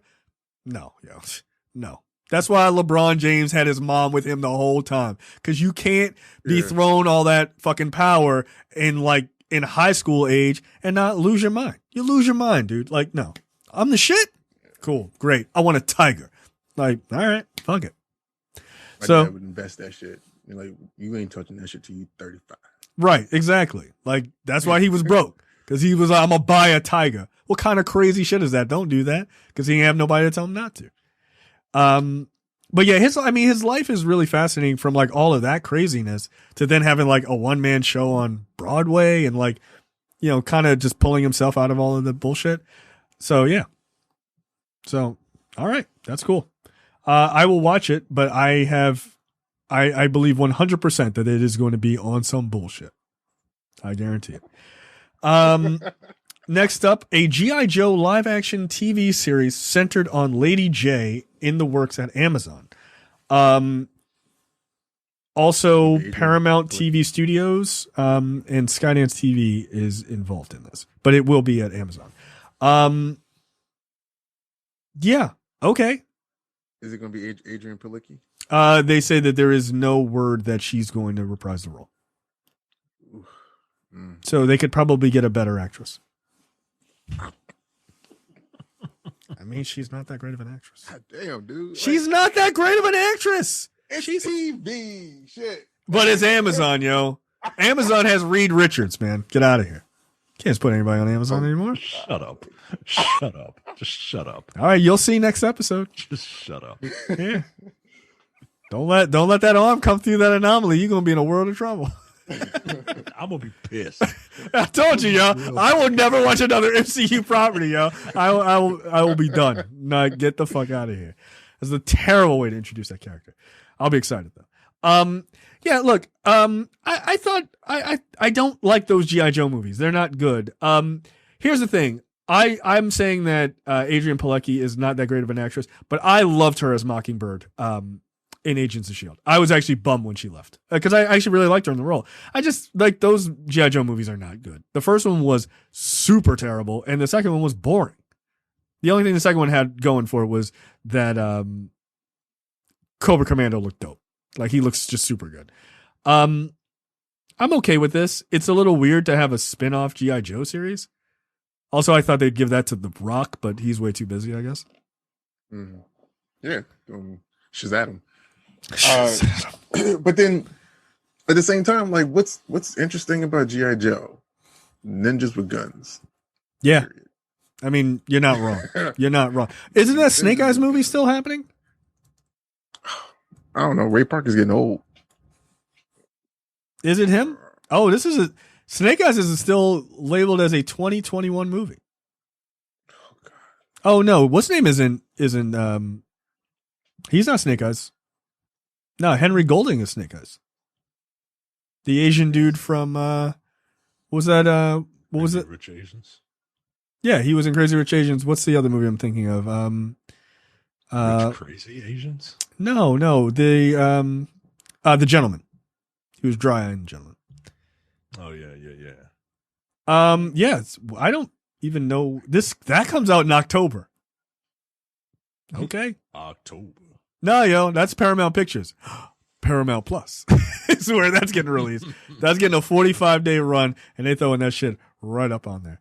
But that's got Snake Eyes, Storm Shadow, Hard Master, Blind Master, Baroness, and Scarlet. I mean, those are pretty much the only characters that anybody, like you said, those are the only characters that anybody gives a damn about, right? Yeah, like, pretty much. Commando ninjas. I mean, Lady J seems like I can understand why they're doing it, right? You want a female driven series, like I understand that. But Lady J for G.I. Joe is not, that's an odd one to choose. Like I don't think there is a real prominent, I mean Lady J is the most prominent female character on the Joe side, but so you're just saying it's odd that a woman would be leading this. That's what I'm saying. Yes, that's okay. What I'm saying. I just wanted to, I mean, look, stop fucking beating around the bush. No, that's not what I'm saying. You're being an asshole. I'm just saying that of the G.I. Joe characters, there isn't like Snake Eyes. Who else do you want to fucking watch a series with? Just really Snake Eyes. Duke? Not every like boring white military action movie. Like, no. Hawk? No, nobody cares about that. Get out of here. Yeah, it would just be Snake Eyes. What's that? Roadblock. Yeah. I guess. Right. The Rock don't need to be in another thing. He really doesn't. He really doesn't. And I still don't believe that Black Adam movie starring him is happening. I refuse to believe it. Yes, Shazam. So yeah, Lady J series headed to Amazon. Micah, you're not a fan of women holding guns. Are you upset about this?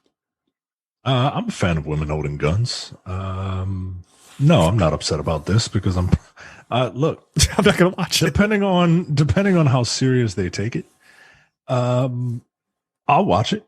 You know, I told you my wife loves like military shit. Yeah. So I would just show it to her, and she'd be like, "All right, let's watch it." I mean, look, if it like Jack Ryan and stuff like that, like she loves like military thrillers. Yeah. So if this is that, then sure. But if this is like, you know, Lady J shooting red lasers and against, you know, Baroness shooting blue lasers, then I don't know about all that. Yeah, I'm not a fan of that. I will say this. If they take it super seriously, that would be kind of fun. Because then I think you could pull off a G.I. Joe full series like that. Yeah, just make just make it serious. That's all. Just take it seriously. Like, yeah, the characters are fucking ridiculous, but it's a group of military people going up against a group of military terrorists. Like, you can make that into, and like, look, here's what you can't do. You can't have Serpentor in there. Like, you can't. Like, you can't have characters like Serpentor. But you can have, Tomax and Zaymont. Yeah, you can have those guys in there. I love those guys. They were awesome. Yeah. I met a cosplayer who had the biggest hard on for Shipwreck. And I'm like, Shipwreck? It's like the worst Joe. Like, it's the worst one. I'm like, yeah, because he was so into it, you know, and like he showed me his collection, nothing but Shipwreck. You know, that's really weird. I mean, I was like, I never imagined that would be the one character that would like resonate with somebody in their youth at all, for them to be like, I'm gonna be a Navy man. You know? I mean, I don't know if people know this, but Shipwreck was based on Jack's life in the Navy. Like this is a fact. You know, seeing his pictures, I can believe that shit. Yeah, yeah. All the copies of Shipwreck in his fucking parrot. He's like the worst Joe. Get out of here. But yeah, it's you should just take it seriously. That would do well for that series. But Amazon, look, have you watched Jack Ryan, Demetrius? Yes, I most certainly have. Yeah. Like if you did it like that, I'd be all in. See, the thing is, like, I wouldn't want to see Joe. I would want to see Splinter Cell. Like, if you're going that was supposed to happen too a while ago, but I guess that fell through. But I don't know. I think that's dope, because you don't need a team. There's too many shows out here with teams. Let me see one motherfucker get this shit done. You know what I mean? That's why it's the Lady J show, right? I mean, that's every show on the CW. Every superhero show on the CW is a team show. All of them. Yeah, and then like they got CW cornered the market in superhero and fantasy shows, right? Pretty much for right now. I mean, and then you got Lord of the Rings show coming. Yeah, right now it's the CW and Disney Plus. That's all we got as far as superhero shows. Well, no. Sci-fi. Well, no, you got Amazon has The Boys. You're right, but that don't even feel like a superhero show. No, it doesn't. Like in a way, it really doesn't. But that's getting a spinoff too. So they're going to expand that. So I'm here for it because I think it's supposed to be dealing with like younger superheroes in that universe. So that'll be fucked up, and I'm here for that because there's a lot of fucked up like Teen Kicks and all these other smaller hero teams inside that universe that are like there's a lot of drug use, man. Like they are fucked up. So yeah, you got Amazon now too. Okay, last but certainly not least, Tom Holland has stopped trolling fans and finally shared the real title for Spider-Man 3. He came out with Spider-Man Phone Home, Spider-Man Home Wrecker, Spider-Man Home Slice. But it turns out after a pretty funny little reveal video, the actual title for the third Spider-Man movie is Spider-Man No Way Home,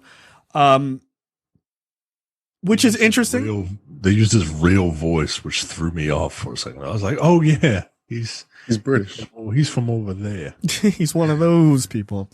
What do we think about the title?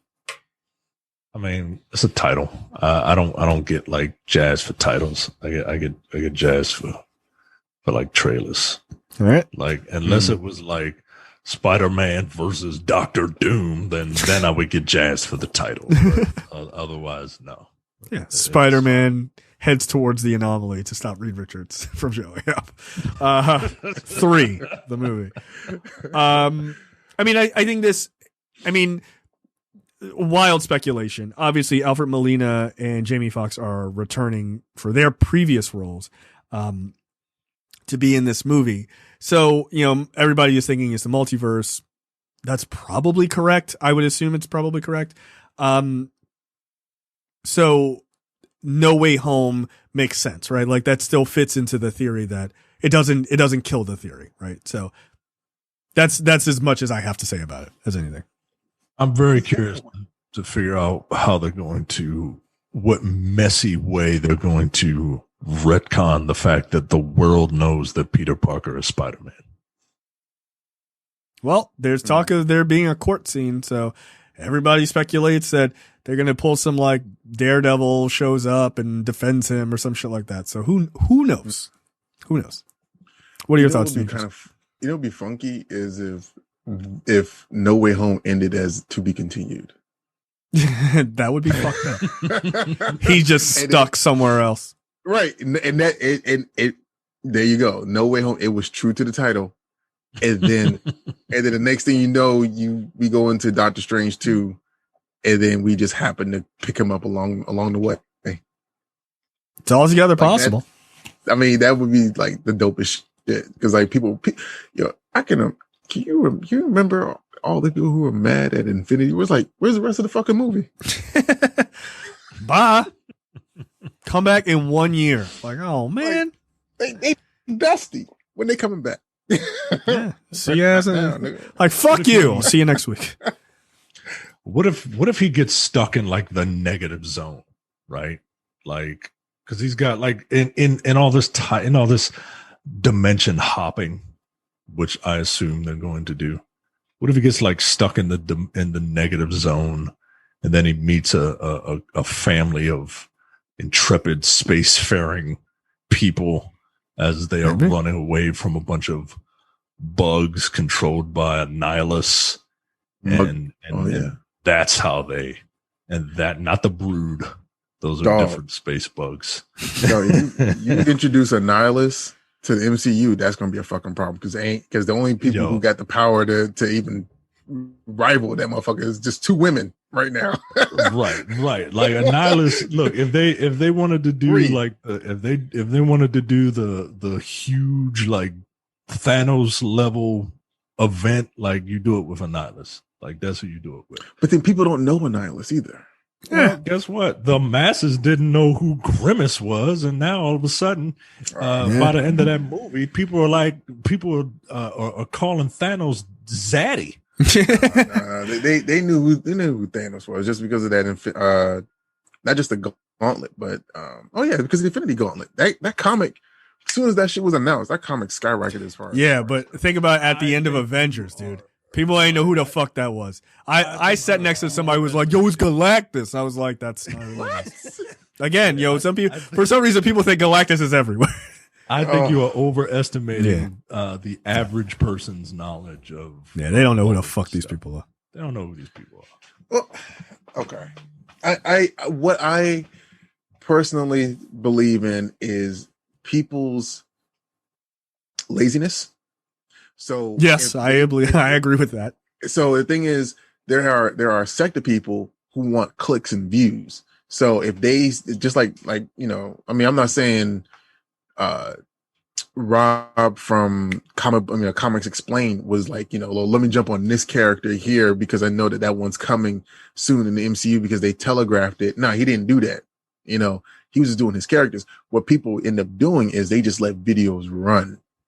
And they just happen to search for one thing and just let it just run and like, oh, well, that's when I get my knowledge from. And that's better than people saying, well, I saw a movie and I know who this character is when they don't really know who the fucking character is. Yeah, no, you're right. They actually spent the time with the YouTube video. So that's what I'm thinking.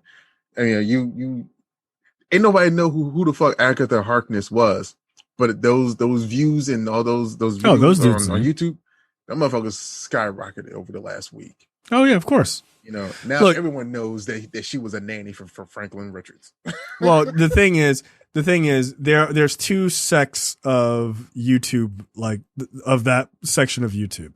There are the people who actually know what the fuck they're talking about, and they're like, "Oh, okay, this is interesting," and trying to make conclusions based on like shit that they know. And then there are people who just make shit up and just lie. That's nerd QAnon. Like they just make shit up. Oh, look, there's Starfire in the back of the standing back there. There's Reed Richards. He's in the same build. They just make shit up for clicks. Yeah, they just make it up. And people just go, yeah, that's real. Like, whatever. Like, it's just bullshit. So yeah, I look forward to Spider-Man. I really like Tom Holland as Spider-Man. I like that whole cast. It's wild to realize how much taller Zendaya is than Tom Holland in that video. He's a little guy. This is the end of his contract.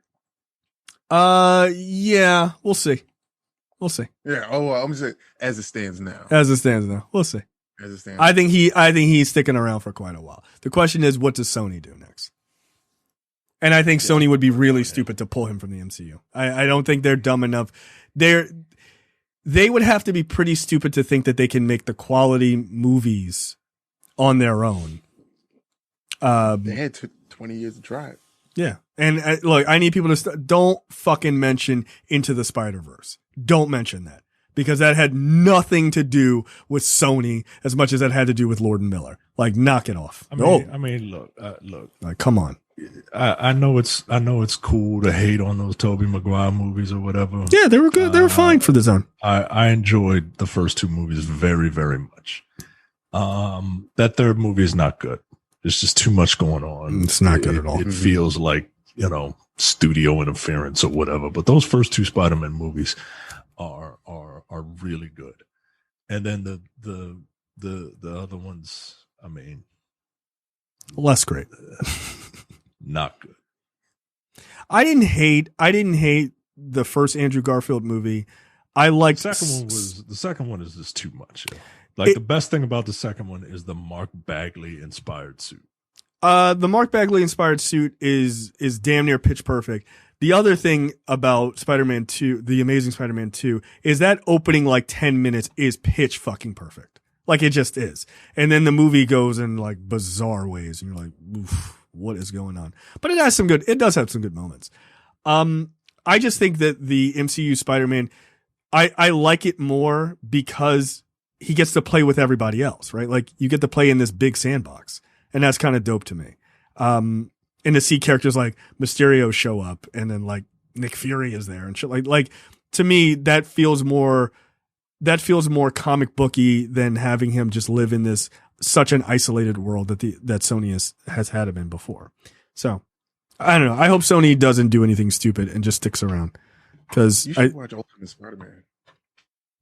Oh, the series?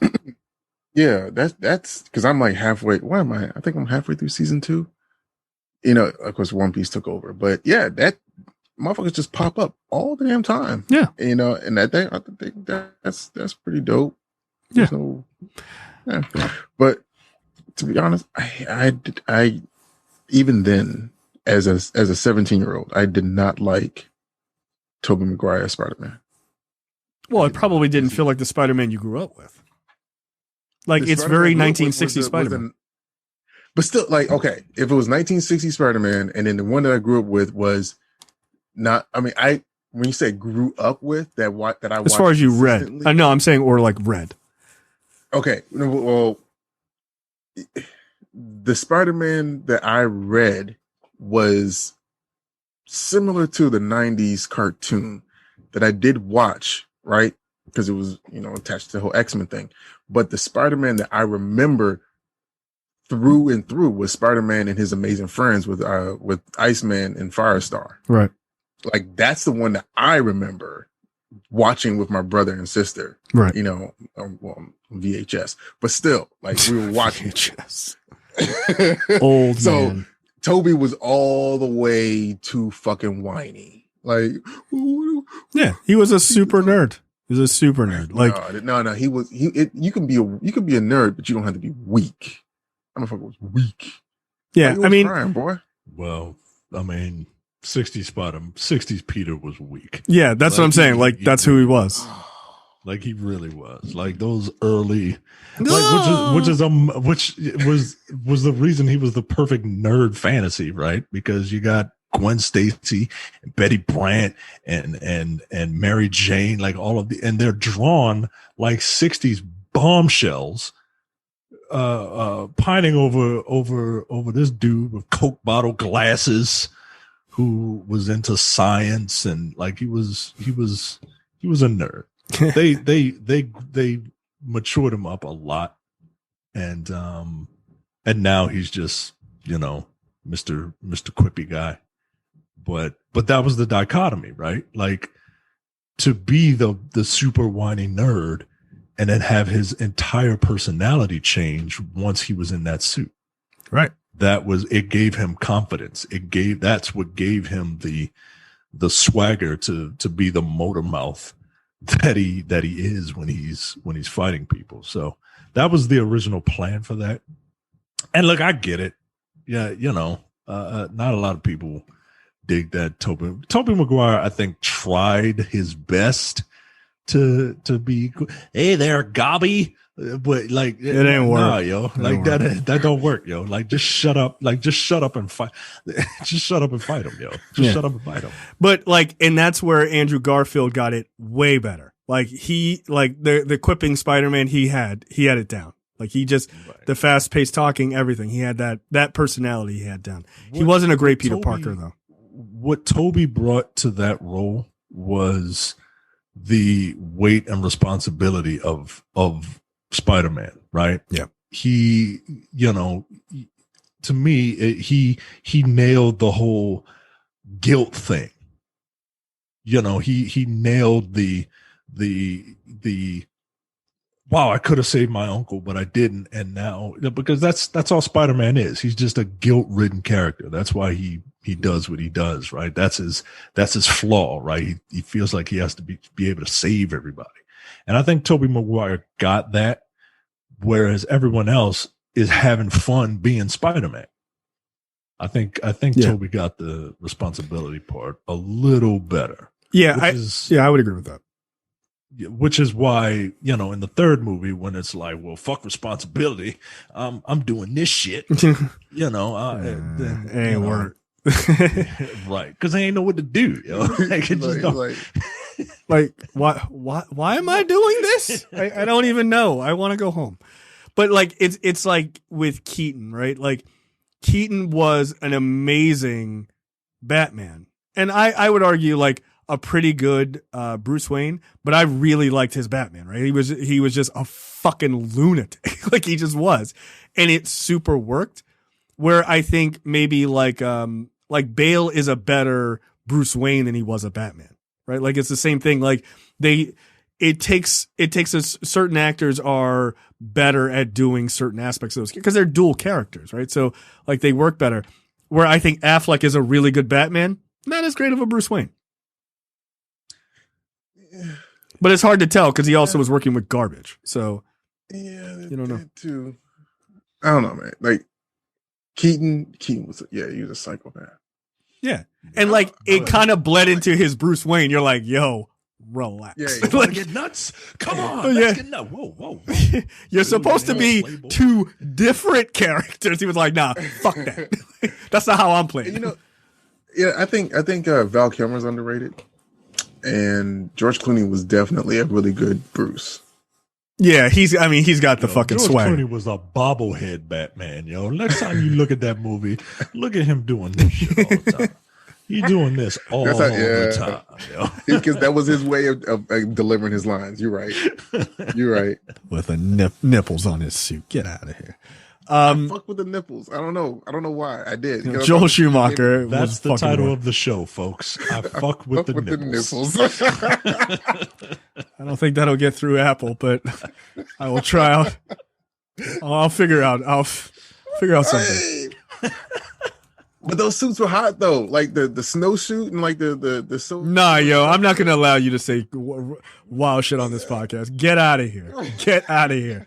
Absolutely not. Hey man, he had the suit and then he clicked his heels and then blades came out. So Yo, they were selling toys like a motherfucker in those scenes, yo. That shit was nuts. I remember watching TV. I was like, yo, how many suits does Batman have? They're like, Ice Batman, Sand Batman. I was like, none of this is in the movies. None of it. I'm looking at them right now. That's fucking funny. Oh my God. All right, let's jump down to what the fuck brought you by JTD. Micah, take it away. A woman is suffering from a rare condition called misophonia.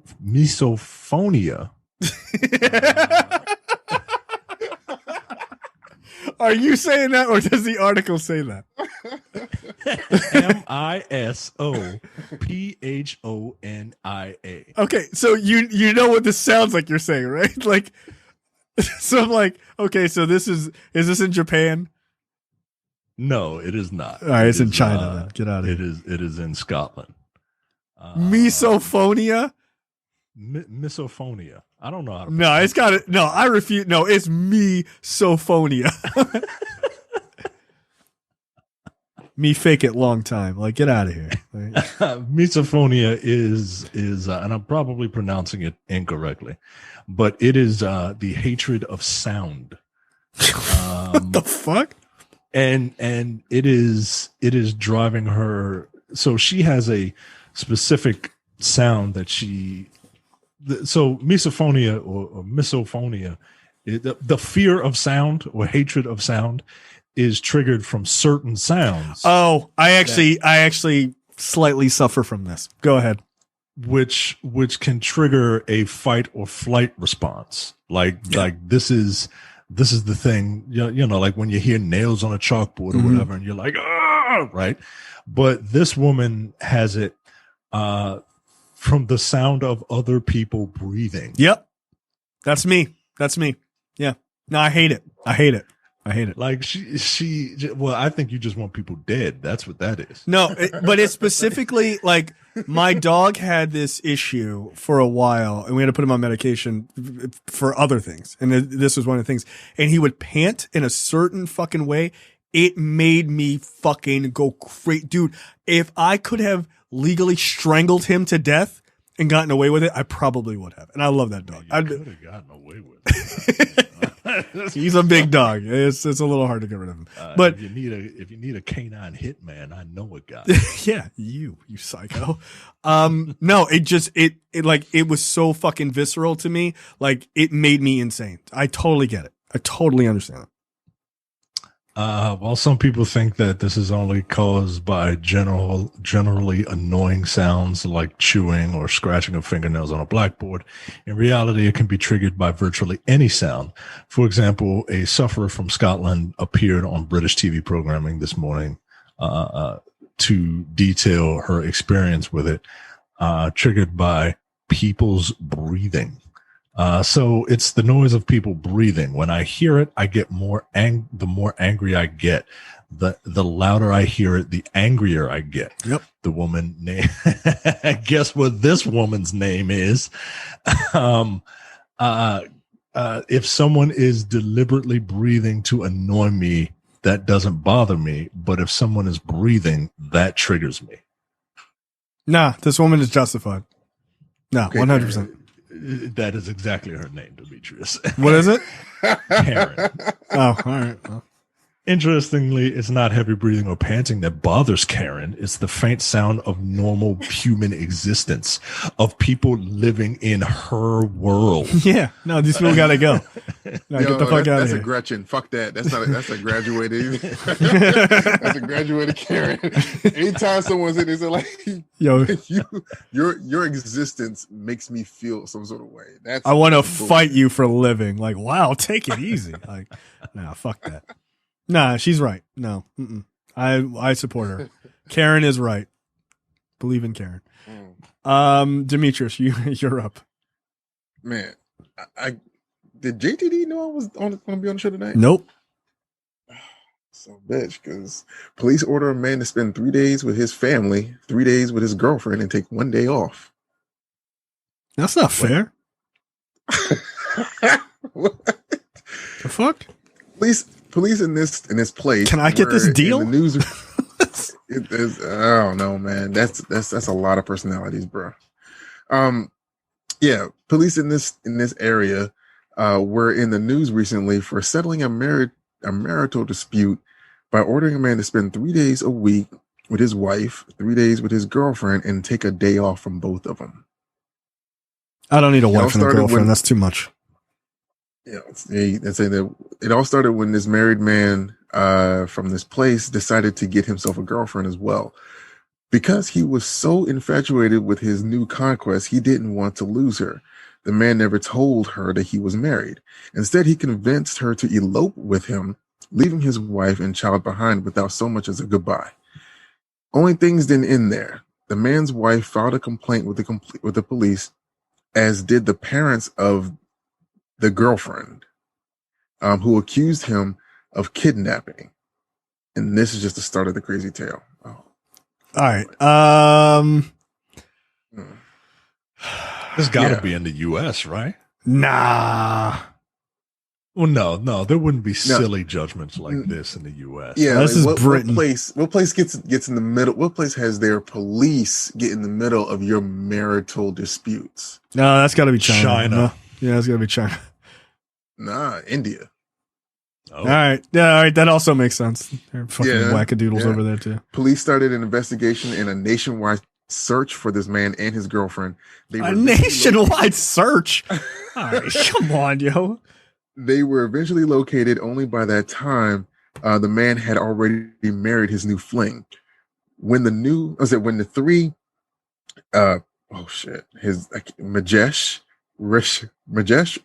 Riket. When these three people reunited, all right, let that one go. Get the fuck out of here. A heated argument between them was ensuing, and the police had to come to restore the peace. The solution was devised that was the most elegant. They ordered the man to spend 3 days a week with his wife and his family, and the 3 days with his girlfriend, and then gave him the day off to recover. The crazy thing is that the three even signed an official reconciliation document and received copies of it from the police. Sadly, things didn't really work out as well as the police had hoped.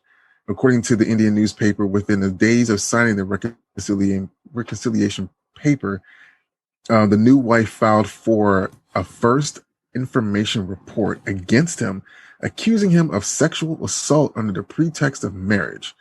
An arrest warrant was issued in the man's name, and the police are currently conducting raids to catch him. Interestingly enough, Rajesh was almost apprehended when the police checked his old home, but guess who helped him escape? Indian reports that his first wife helped him flee when she saw the police at their doorstep. Now that's commitment. No. Everybody in that story is fucking wilding. He tried to sleep with his new wife, and she wasn't trying to have it. So therefore, she's like, "No, you're not gonna diddle me, even though we're married." But why'd I get married in the first place, though? Everything over there is crazy. That's all I have to say about that. Wow, that's yo. The courts over there are fucking nuts. My story is loading and is really stupid. I hate the internet. Young woman streams herself sleeping for 5 hours. Over 10,000 people tune in. That's creepy as shit, yo. There was a guy in the US who did it on like Twitch and got like $16,000. This person got $3,000. So people just watch you sleep? Yeah. Like they kept like doing shit to this guy. What's that? What do you do? Like she's just streaming, and then people are just like tipping, just giving her money. Why? I don't know. White people get on my nerves, man. You sure about that? Yo, come on, yo. What do you think it is? You know what? Yeah, I'm very sure. Yeah. What do you think it is? This is in a place where white people exist. That's my cop out answer. Yeah, all right then. This is where do you think it is, Demetrius? Florida. Taiwan. Taiwan? Come on, yo. There's no bodies over there. Yo, who's sitting there watching somebody sleep? Yo, she's got a mask on. She can't even see anything. Taiwan? Is she naked? No. Get the fuck out of here. All right, yo. Wow, this is it? Yeah. Yeah. All right. But look, here's another story. This is from earlier this month. A Twitch streamer made $16,000 filming himself asleep and letting viewers disturb him with alarm clocks and fake dog barks. This guy gave me $16,000. Asian dude, but on Twitch. He lives in Los Angeles. I watched some of the clip. People were just like, "Here's $50. Here's $150. Here's $200." He woke up the next day and he had $16,000. Why? Let me find out. This is real. I mean, people are doing sexual things to themselves while they're watching these people sleep, right? Like, let's just like put it out there. Right? I guess. Because what is the point? Like, I don't understand why you would just watch somebody sleep. For 16 grand? For 16 grand? Meanwhile, every week we're coming in here for an hour and a half to 2 hours trying to bring you the funny, and y'all can barely get up off of $5. Yeah, this dude literally laid there and was just like, that's crazy, man. That's crazy. Man. Yeah. I remember one time in undergrad, this chick passed out because she had drank too much, and she was in the quad in the dorm, and dudes were like hovering over her like some vultures, like they were about to do something that they were going to regret, you know. So I can't see someone just staring at someone sleep without some sort of evil intentions. So I just don't. I don't fucking get it. You're on a Twitch stream. There's nothing you can do. Nope. Nah, people are weird, man. How long is 5 hours? Jesus Christ.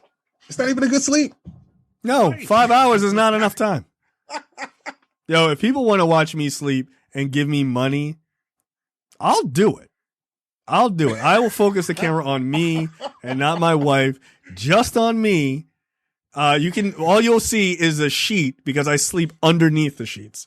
Because my wife has to have a fucking fan on all night long, which is maddening. No, it's too fucking cold, man. I sleep like a fucking hermit. I'm just like immediately. I bet her feet are cold as shit too, right there. No, dude, no, like get out of here. I'm like, she's like, oh, it's too hot. I'm like, how is it hot? What are you talking about? You have a fan on. Jesus Christ. No, I just sleep under the sheets all the time. She's like, I don't know how you can breathe under there. I'm like, I don't know how you live in the Arctic tundra that's on top. No.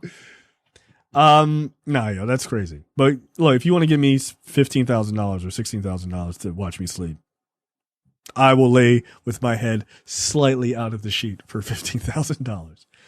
All right, trailers this week. We got a little teaser date announcement video of the MODOK series on Hulu. This looks hilarious. Not gonna lie. Yeah. I like the animation style. It's like very much like Robot Chicken. So yeah, I'm here for that. Is that Rainn Wilson? Rainn Wilson is a voice. What's his name is who's MODOK? What's his name? Oh, fuck. Comedian, short fat guy. Lost his wife. Oh, Patton Oswalt. Patton Oswalt, yeah. Yeah, he's Oh, okay. Yeah, this looks funny. Okay, yeah. Now I hear Patton Oswalt's voice. Yeah. Patton Oswalt is hilarious. Yes. And I will support Patton Oswalt in any endeavor that he chooses to do. And I think this looks hilarious. May 21st is when this comes out. Yeah. This is I think this is the only one that survived when Marvel came through and was like, yeah, we're killing everything that Ike Perlmutter worked on. Like, so I think this is the only thing that actually survived. So that's cool. I'm down for that. Oh, that's funny. There was another clip that came out in October. Somehow I missed that. It's like a minute long clip. All right. Yeah, this is the second trailer I've seen, but the first time we didn't get a date. Yeah, I totally missed the first And trailer. It was a different trailer. Okay. Yeah, I'll have to go back and watch it. Yeah, I thought the jokes were pretty funny. Like I dug it. And I like that they're actually like fighting SHIELD agents, which is kind of cool. I wonder, will they put in heroes though? Or will it always just be up against SHIELD? Like a G.I. Joe, Cobra kind of thing. Yeah, I don't know. Yeah. I don't know anything. All right. Next up, Army of the Dead. Zack Snyder returning to his zombie roots. Demetrius, what'd you think of this trailer? I mean, didn't really show much. But I was like, Amari Hardwick? He's doing movies? Is that the dude from Power? Yeah. Yeah. I was like, okay. Didn't really show too much. Like, okay, it's like dead people. I thought we were over zombies. I guess we're not. Nah. It's been what, 5 years, 6 years? Yeah, it's been a minute since you've seen since I've seen zombies in anything, but I don't watch like The Walking Dead or whatever. So it's been a good long while since I've seen zombies in something. So I would watch this. It looks fun. It looks like it's doing a little too much with the zombies. Look, Netflix is the perfect vehicle for this. This looks like a bad sci-fi movie, and Netflix is a haven for bad sci-fi movies. Yes. Yeah. Can you guys both do me a favor, since you have this pulled up? Can you fast forward and pause it at 56 seconds?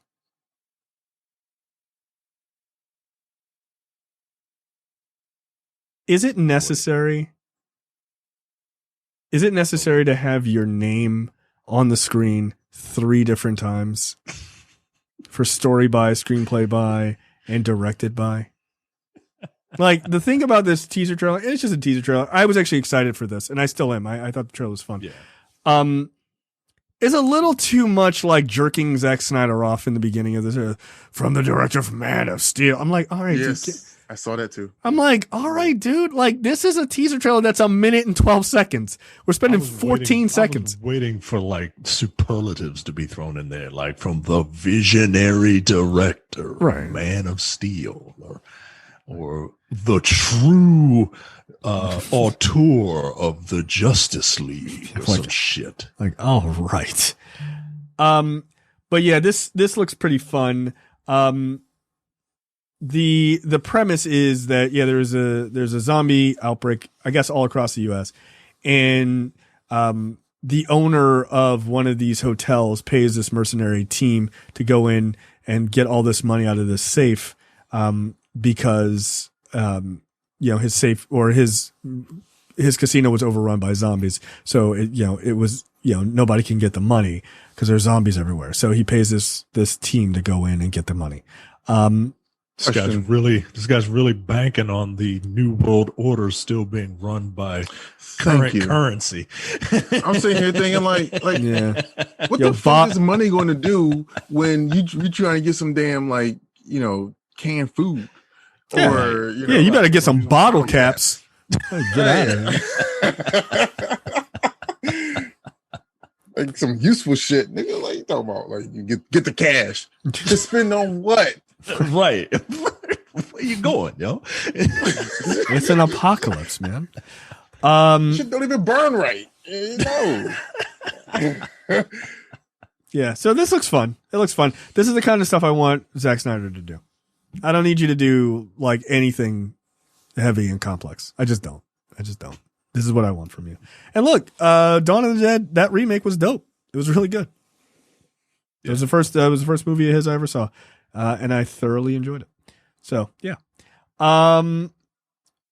Next up, Invincible. Actually, did we get a date for Army of Dead?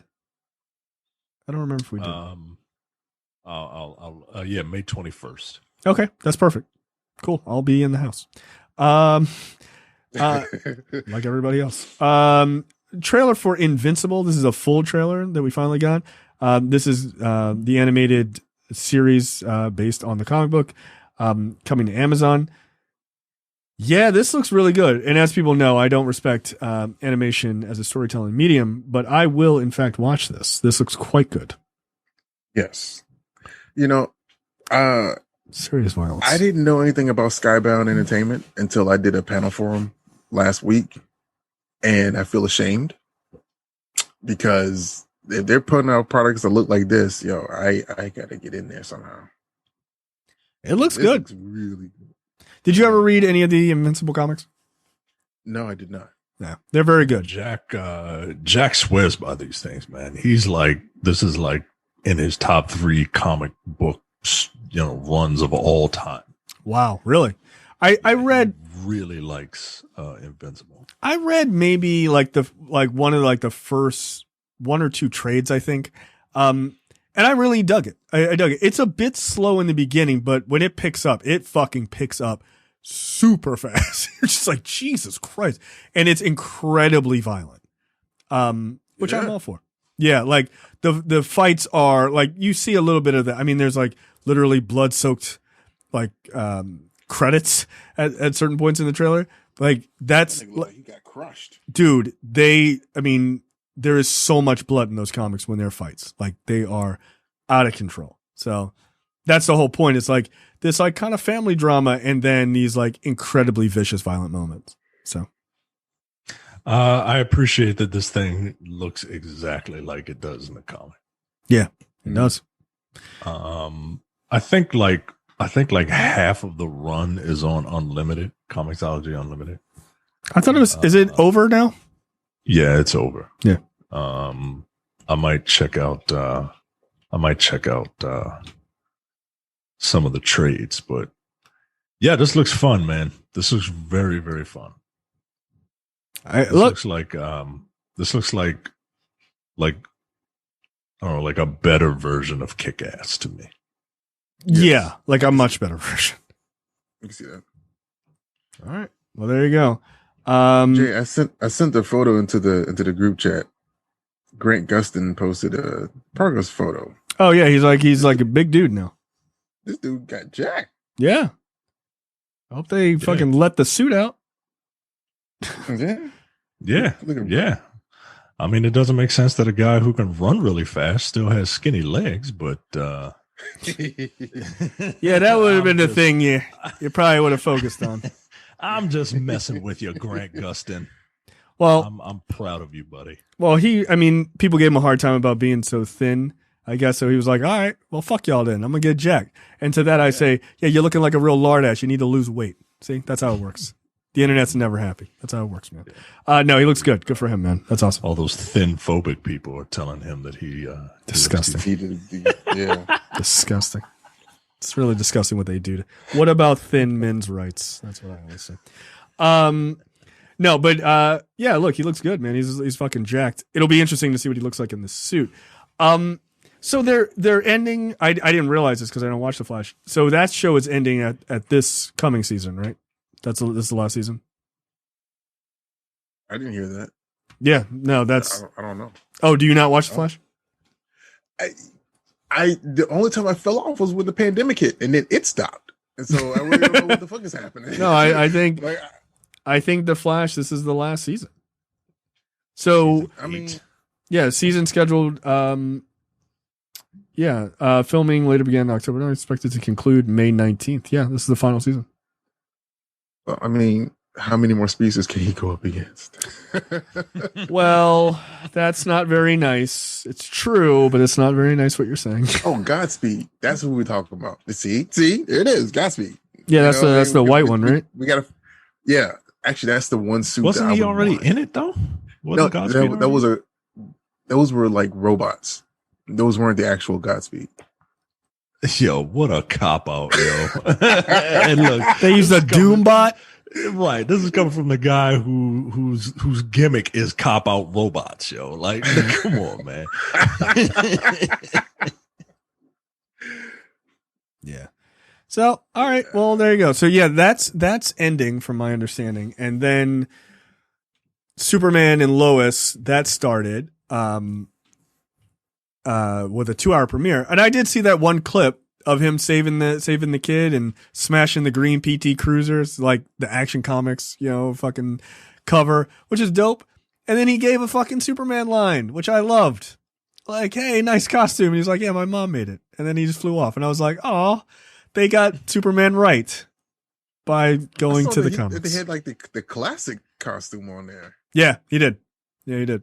Oh shit! Like, okay, that's not. I mean, I think the costume changes on the show, like at some point, because he has a much more newer looking costume later on. Right. But yeah, it's I think that guy does a pretty good job as Superman. Like I like that guy. He got beaten up by he got beaten up in that movie Palm Springs, which was hilarious. Like he played a real asshole in that movie. I used to watch Teen Wolf, And that's right. He was that. Yeah, that's right. He was on that. Yeah, I didn't have a problem. I didn't know he was so short, on that show because all the other guys were, I guess, shorter than him. Right. So, but I mean, a small Superman, I guess, works. He's pretty fucking jacked now. When I say small, I'm talking about stature. Like, you get Henry Cavill is fucking 6'4", and then and then Brandon Routh was like 6'5". Like when I met Brandon Routh, like he and I were like eye to eye to a point where it was like almost like a slant up because that dude that's like Iowa farm bred. He's a huge guy, but so was Christopher Reeves. Like he was a big dude. Yeah, Christopher Reeves was 6'4", yo. Right. Yeah, so then now Tyler Hoechlin is like what, 5'8"? Is that right? No, he's 6 feet. He looks from our perspective, he's 5'3". Look, it's funny because he's 6 feet, but he doesn't look anything like 6 feet because every other actor that has played Superman has been like 6'4" and towers over people. Fuck y'all. So it's just whatever. Get out of here. I think he is technically. I think Google is being nice and is rounding up. Celebheights.com is saying that he is, and this is some short man shit right here, Demetrius. Celebheights.com is saying that he is 5 feet 11 3/4 inches. Oh yeah. You might as well say that your baby is 374 months. Shut the fuck up. Like, okay. No, I don't think he's wrong for that. I think he earned that. He earned 3/4 of an inch, and you will respect it. If you have to put fractions in your height, that means that you ain't tall enough to have quickies anywhere, and you can't wash your dick in the sink. Oh my god! There's step stools for a reason. That is hilarious. That business exists for a reason, and I don't think that you should. During a pandemic, I don't think you should be talking terrible about small businesses. That's just mean. Oh, small businesses. Yeah, exactly. Okay. Yeah, that's right. I said it. No, I think that guy. I think they might understand what Superman is supposed to be much better than Snyder ever did, which is sad. But again, I liked Man of Steel. I wanted to see the character grow into what you're seeing in this guy. Like they just never did, which was the problem. How do you feel about the permanent 5 o'clock shadow? Yeah, it's a little weird. Like, just get a mirror, dude. Right? Like, isn't that how Superman fares? Like, just get a mirror. Heat vision. Like, come on. But no, I just don't care enough. He was like, nah, fuck that. That's my look. I'm Superman. Like, had to hit the bar a little early after work. That's who I am. Right. Fuck out of here. Superman 3? Is that what it was? Yeah. No, Superman 2, right? Is it Superman 2 where he's just sitting there at the bar drinking? No, okay, well, that's when he lost his powers. Yeah. No, Superman 3 was when he turned evil, when he was drunk or something. No, he gets 4 because Superman 3 was the quest for peace, right? No, that's 4. Okay, you're right. Yeah, 3 is the one with Richard Pryor, which you probably don't remember because no one remembers it because they're trying desperately to forget it. It was horrible. That's the one that had like the robot at the end, who was kind of like Bizarro. Yeah, not Bizarro. What's Superman's fucking nemesis? The the fucking 3 dots on his head. Brainiac. Brainiac. Yeah, it was like kind of a makeshift Brainiac. It never panned out. It was horrible. It's been a long time since I've seen Superman 3. Superman 4, I love Superman 4. Was Nuclear Man, right? Yeah. Look, you need to put a little bit more respect on Nuclear Man's name, okay? Hey. Yo, they put him in the comics a couple of years ago. They were like, fuck it. Why don't we put Nuclear Man in the comics? Because this is hilarious. There was a scene in Superman 4 where people were like, this is a Superman museum, right? And here's a strand of Superman's hair that's strong enough to hold a boulder, but weak enough for us to cut it off of his fucking head. Because it's scissors, my nigga. Also, they cut the hair to get it. Right. Huh? Right. That's like kryptonite. It's this incredibly powerful thing, but it's easily bendable into rings and fucking whatever else you need for the story. Yeah, it's hard enough to pierce Superman to pierce Superman, but malleable enough to fashion into a bullet. Yeah, like that doesn't make any sense. It should just be a rock and you just throw it at that nigga. That's the best I could do. Yeah, it's the aura, yo. It's the shit that it gives off. Yeah, it's just dumb. Yeah, that fraction of a aura thing. I think the weirdest thing about any of the Superman lore in the movies was the shield that came from his cape. Yeah, I don't care for the throwing of the S. That shit was whack. Yeah, what is this? Like, that is not a Superman power, yo. He was just like, nah, fuck it. This is like, Superman power. Okay, we just making it up. All right. All right, that's it for us. We will see you guys next time for another episode. Demetrius, thank you for coming in. Oh, no problem. Thanks for having me. Thank you for beaming in. What am I talking about? Oh, anything to make sure that people know I'm better than Deacon. Well, everyone knows that. He won't hear this for 3 weeks. Oh, hey, wait a minute, guys. Get out of here. Shut up. Hey, we don't forget about it. Like, we forgot about you. Right. What are you talking about? Yeah, he's like, you insulted me. I'm going to need you to be way more specific. Probably. Which time? Yeah. I mean, you're right, but I don't remember when. All right, that's it for us. We are going to sit back and watch how wrong we all are about WandaVision, and then we will see you guys for our final terrible predictions next week. All right, later. See you. Bye.